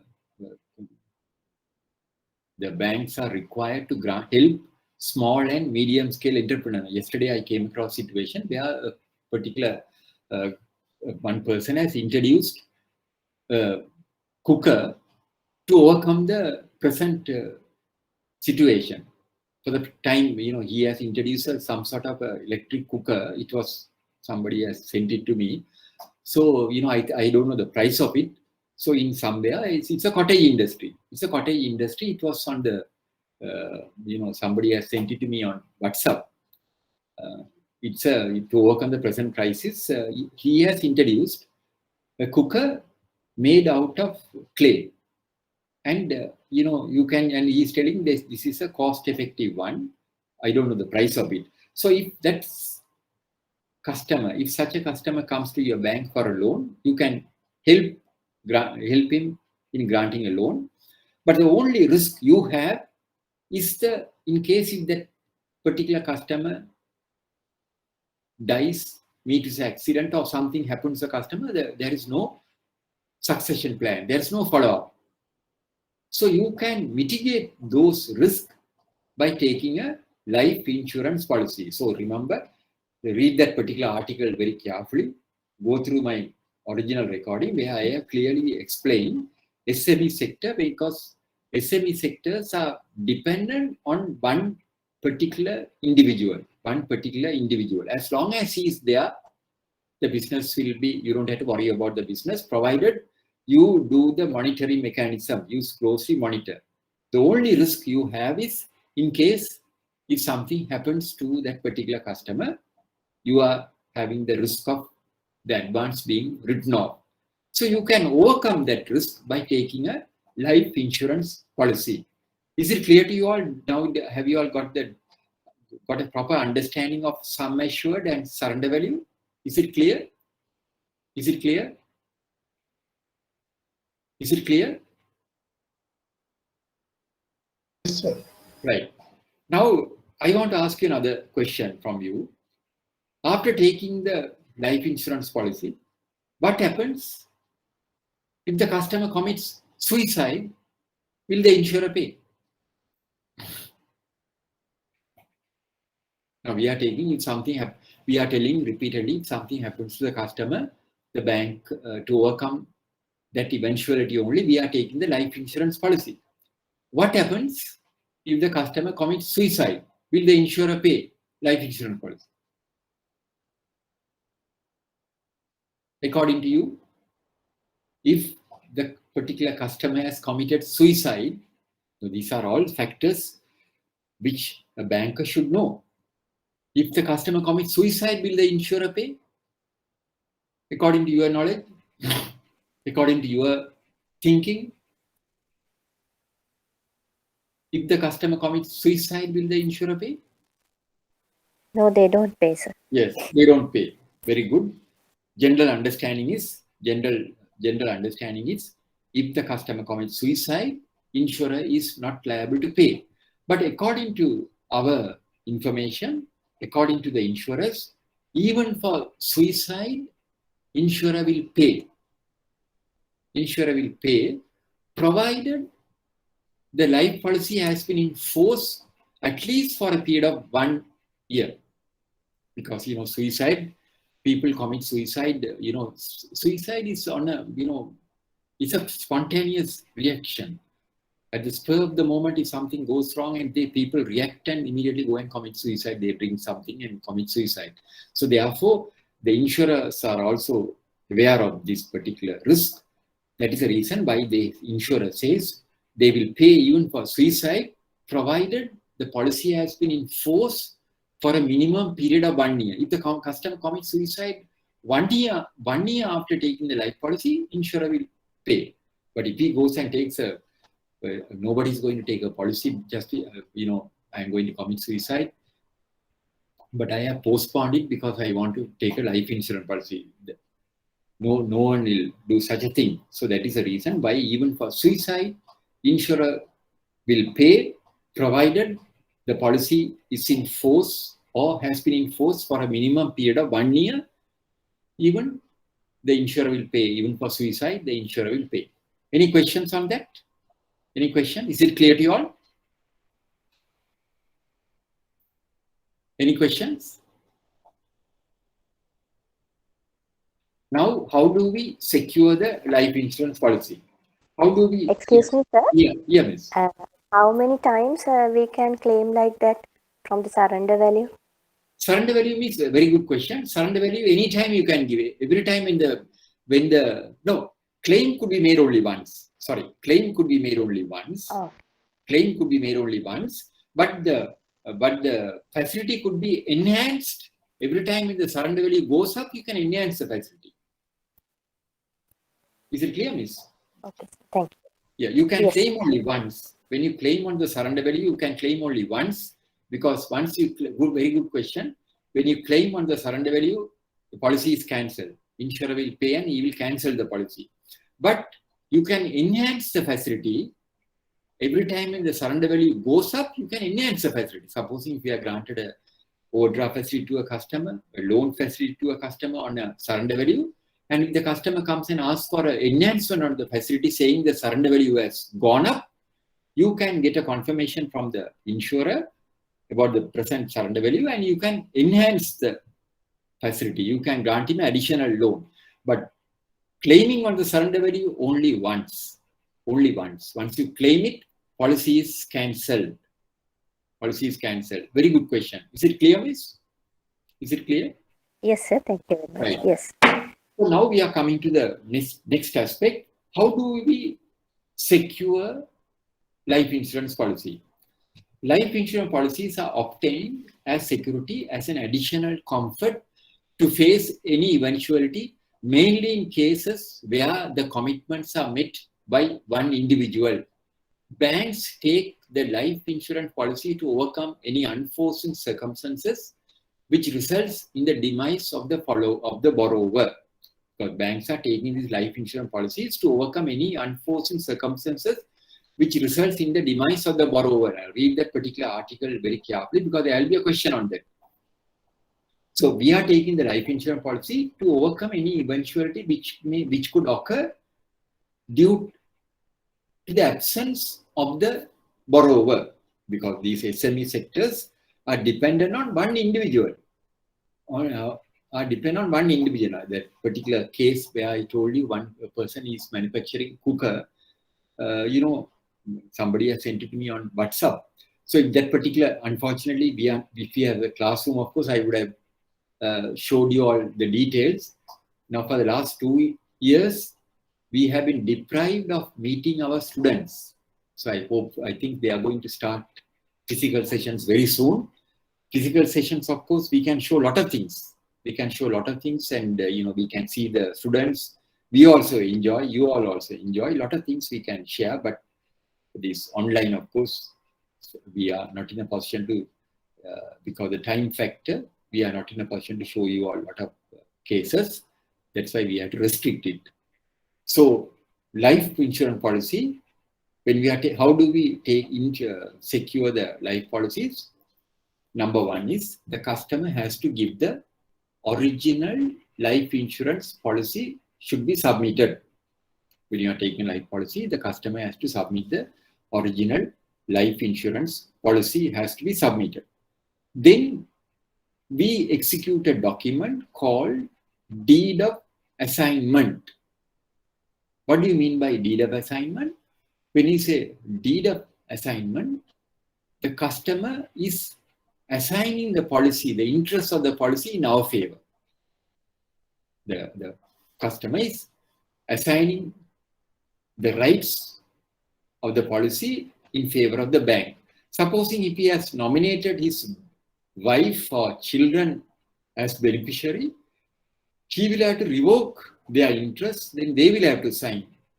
In the policy document, deed of assignment, there is a clause, column which says any beneficiaries, any nominees. So they have to revoke their interest.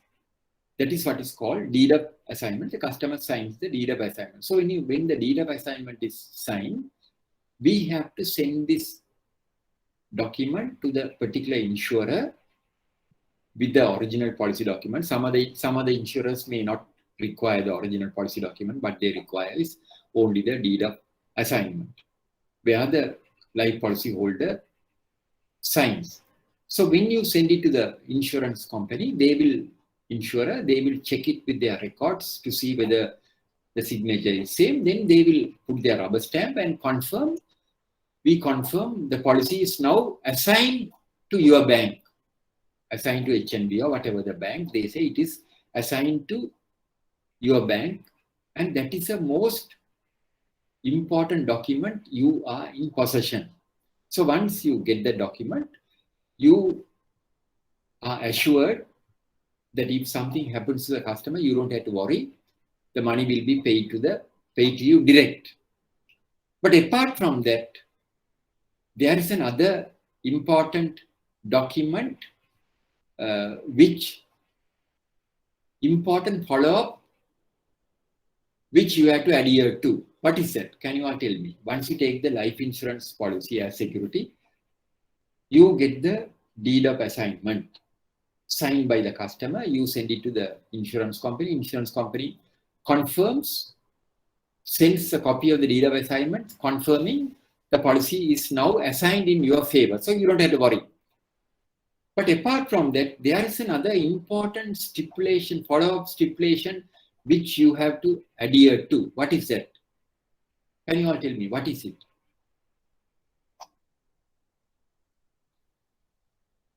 Life policy, what is the important stipulation which you have to adhere to? There is another important follow-up. What is the important follow-up?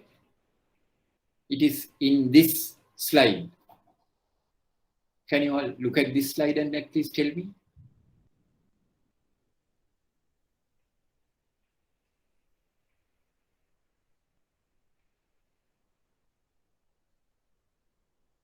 What is the follow-up?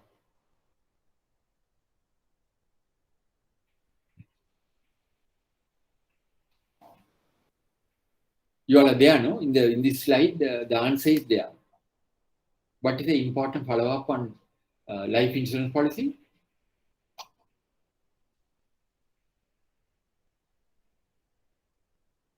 You all are there, no?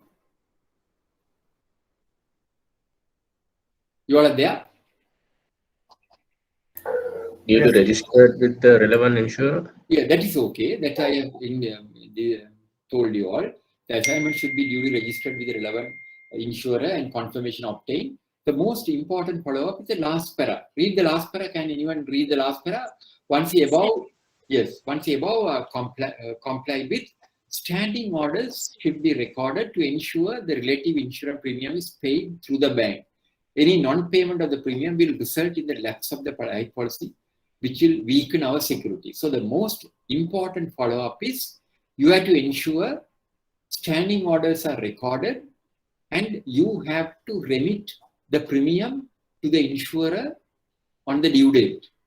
Otherwise, if something happens to the customer and if the premium has not been paid, insurer will disclaim and he is not liable to honor the claim because he can say policy premium is in arrears.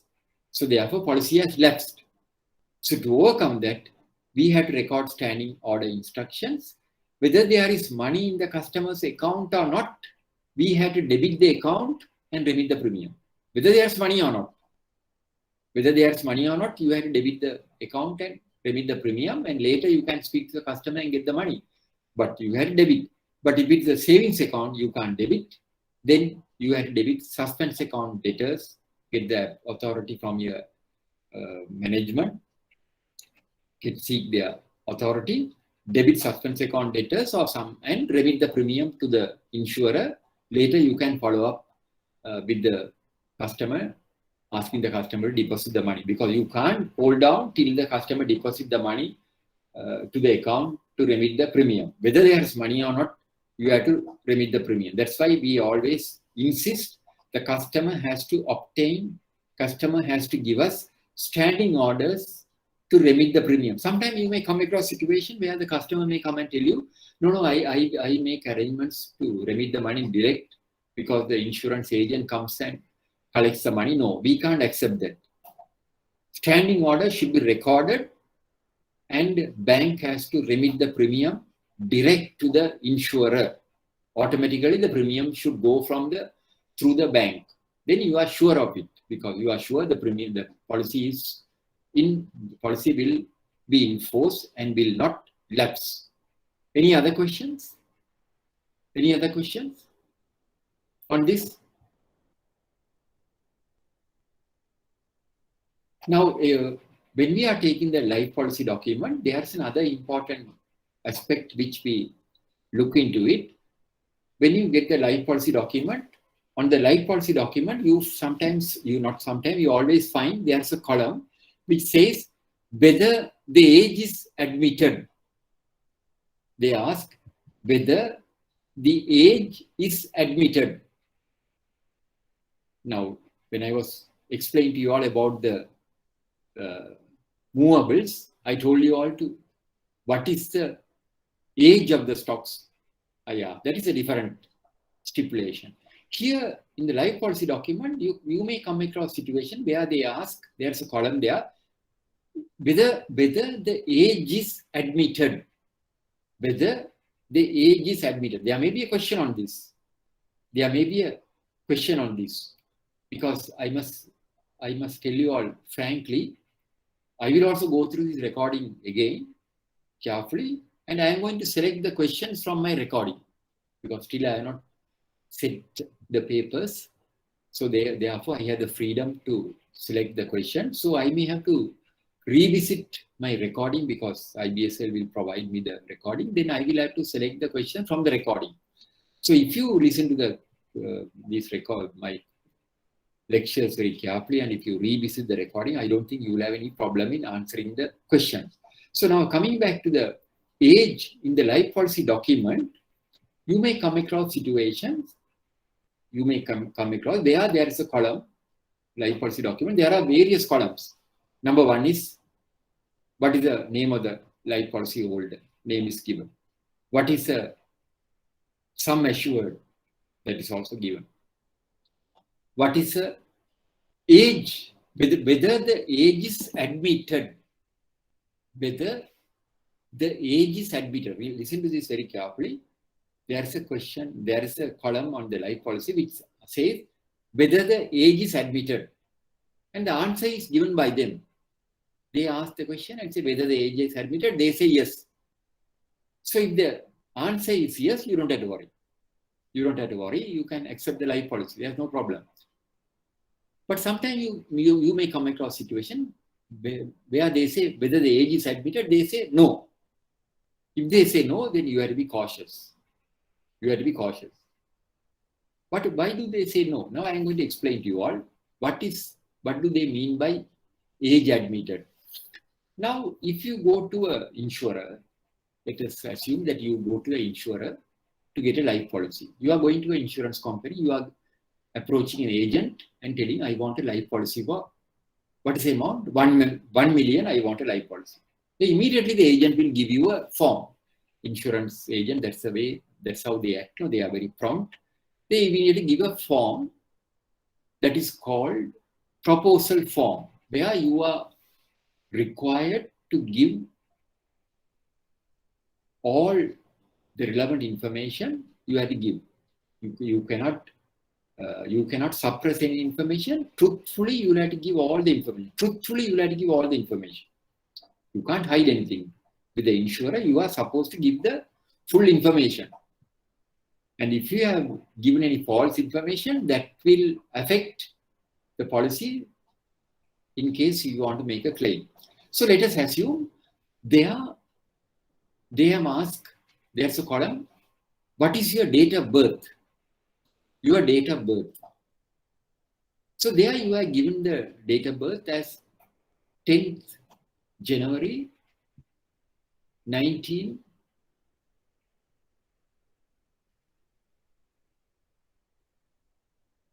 Let us assume 10th January, you have, by an oversight, you have, instead of giving the date of birth as 10th January 2000, you have given the date of birth as 10th January 1998. Or instead of 2000, you have given the date of birth as 10th January 2001. Your actual date of birth is 10th January 2000. But by an oversight, you are given the date of birth as 2000. Your actual date of birth is 2001. But when in the form, when you filled it, you have given the date of birth as 2000. So insurer is not bothered. Insurer is not bothered. He has accepted it. But you have, insurer has asked to produce a copy of your birth certificate or a copy of your identity card. You have told the insurer, at the moment I don't have my birth certificate. I don't have my birth certificate. I am having it at my residence. Then he has asked at least identity card, original identity card. That also you have said, I don't have the identity card. I have identity card also. I have lost my identity card. I have applied for a new one. The insurer will say, what will the insurer say? Insurer will say, no problem, sir. No problem. And he has issued the policy document.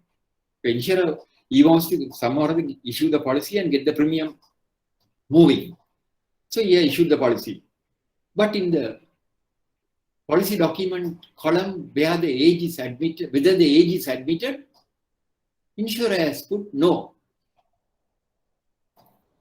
What do they mean by no? Because you have not provided satisfactory documents to prove your birth, and that is a reason why they have given whether the policy is, whether the age is admitted, they have said no, because you have not provided documentary evidence to prove your age. So therefore they have said no.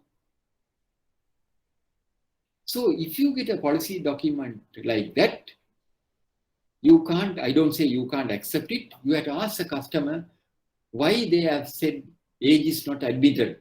Then the customer will say, no, I have not submitted my birth certificate, or they wanted, I couldn't submit. Then I don't say you can't accept. You can accept that policy. It will be your responsibility to follow up and ensure the age is admitted. Then you will ask the customer, okay, we will accept the policy.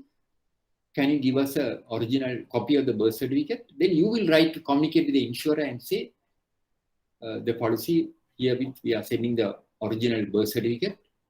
Please confirm the age is now admitted. Now, when you get a policy document like that, sometimes you can go through the policy document and see whether there are any endorsement to confirm the age is admitted. So when you send it to the insurer, then the insurer will send you an endorsement confirming, we hereby confirm on satisfactory submission of the documents, the age is now admitted, that the age is admitted.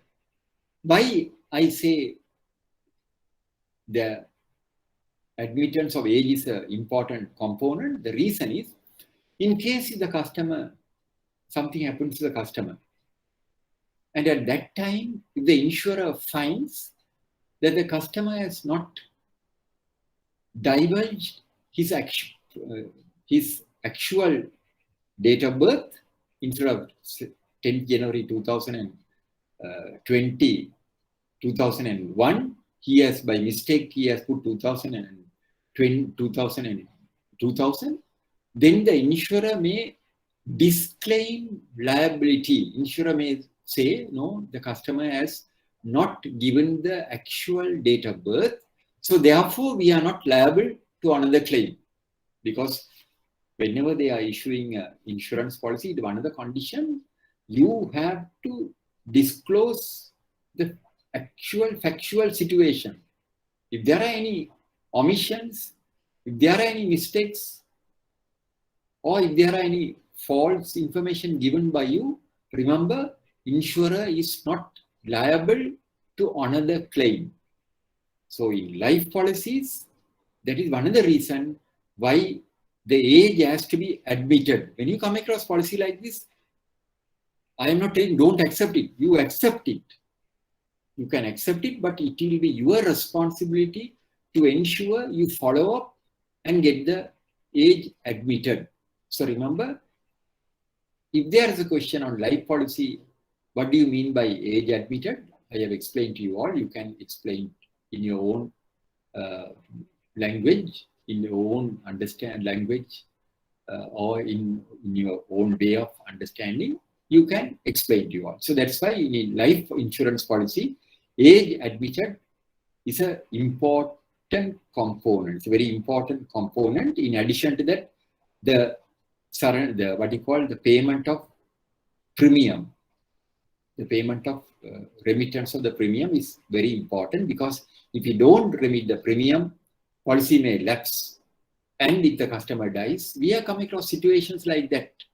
There are customers, who have met with, accidents, and, in something happens, the bank will be in a very difficult situation. So remember, if you are taking a life insurance policy, in addition to the deed of assignment, in addition to ensuring that the age is admitted, even if it is not admitted, you can follow up with the insurer and get the age admitted.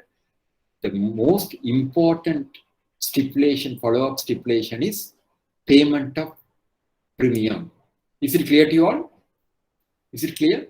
Any questions on that? Is it clear? Clear? Is it clear to you all? Yes, sir. Right. Any questions? Any questions? So now I will wind up now. The sum assured now surrender value and sum assured. Sum assured is the amount of the policy that is a sum assured will become payable by the insurer only on the death of the policy holder or the maturity of the policy, whichever occurs earlier. Surrender value, the entire amount stipulated at the surrender value by the insurer will be paid by the insurer if a claim is made by the bank. Surrender value becomes payable. Surrender value becomes payable anytime, even before the maturity or the demise of the life policy holder. Surrender value, that means surrender value is you surrender the life policy, you get the amount, but it's given as surrender value. And there was a question whether we could surrender the life policy many times. No. Once you surrender, that's the end of the story. Policy becomes null and void. But if there is an enhanced value in the surrender value, you can enhance the facility. Now, and you ask for a surrender value, insurer says surrender value is 2,000 rupees, you grant a facility to the customer. Now, surrender value, normally we are granting 90% of the surrender value. We are not granting 100%. If the surrender value is 2,000 rupees, we may give 1,800 rupees. 90% only we give. Later on, by the regular payment of premium, surrender value may go up. Then if the customer comes and says, my surrender value has gone up, can you enhance the facility? Or can you give additional facility? Then you can always ask the insurer for a fresh surrender value. Then the insurer will give you a fresh surrender value certificate. Against that, you can grant him a enhancement. But if you surrender the life, if the customer defaults, you surrender the policy and get the money, policy is also cancelled. So is it clear to you? Now here, this particular slide, you can see steps towards assessing the validity and surrender value of life policy. Surrender value certificate should be called for from the relative insurer. The certificate will indicate the value of the validity of the policy in addition to all other details. The policyholder should authorize the insurer to call for such information prior to the assignment, since the insurer is not liable to disclose such information to the banker prior to the bank's assignment being registered. Now, that means if you want to call for a surrender value certificate from the insurer, you can write a letter to the insurer. But in that letter itself, you can get the customer also to confirm that I authorize. Otherwise, the insurer will not give any information, disclose any information if the policy is still not assigned to you. So you can, in the same letter, you can ask the customer to put his, to give a authority. So if customer says, I hereby authorize. But once the policy is assigned, you don't have to worry. Customer need not give you the authorization. Any questions on that? Any questions? So now, if there are no questions, I am sure I know you all are very hungry. Now the time is 12:30. So we will adjourn for the day. So we are hoping to meet you all next Sunday the 16th at 8:30 a.m. So we will adjourn for the day. So wish you all the best and stay safe. God bless you all. Thank you. Thank you, sir. Thank you, sir. Thank you. Sir? Thank you, sir. Thank you. Thank you, sir. Okay, thank you all. Thank you.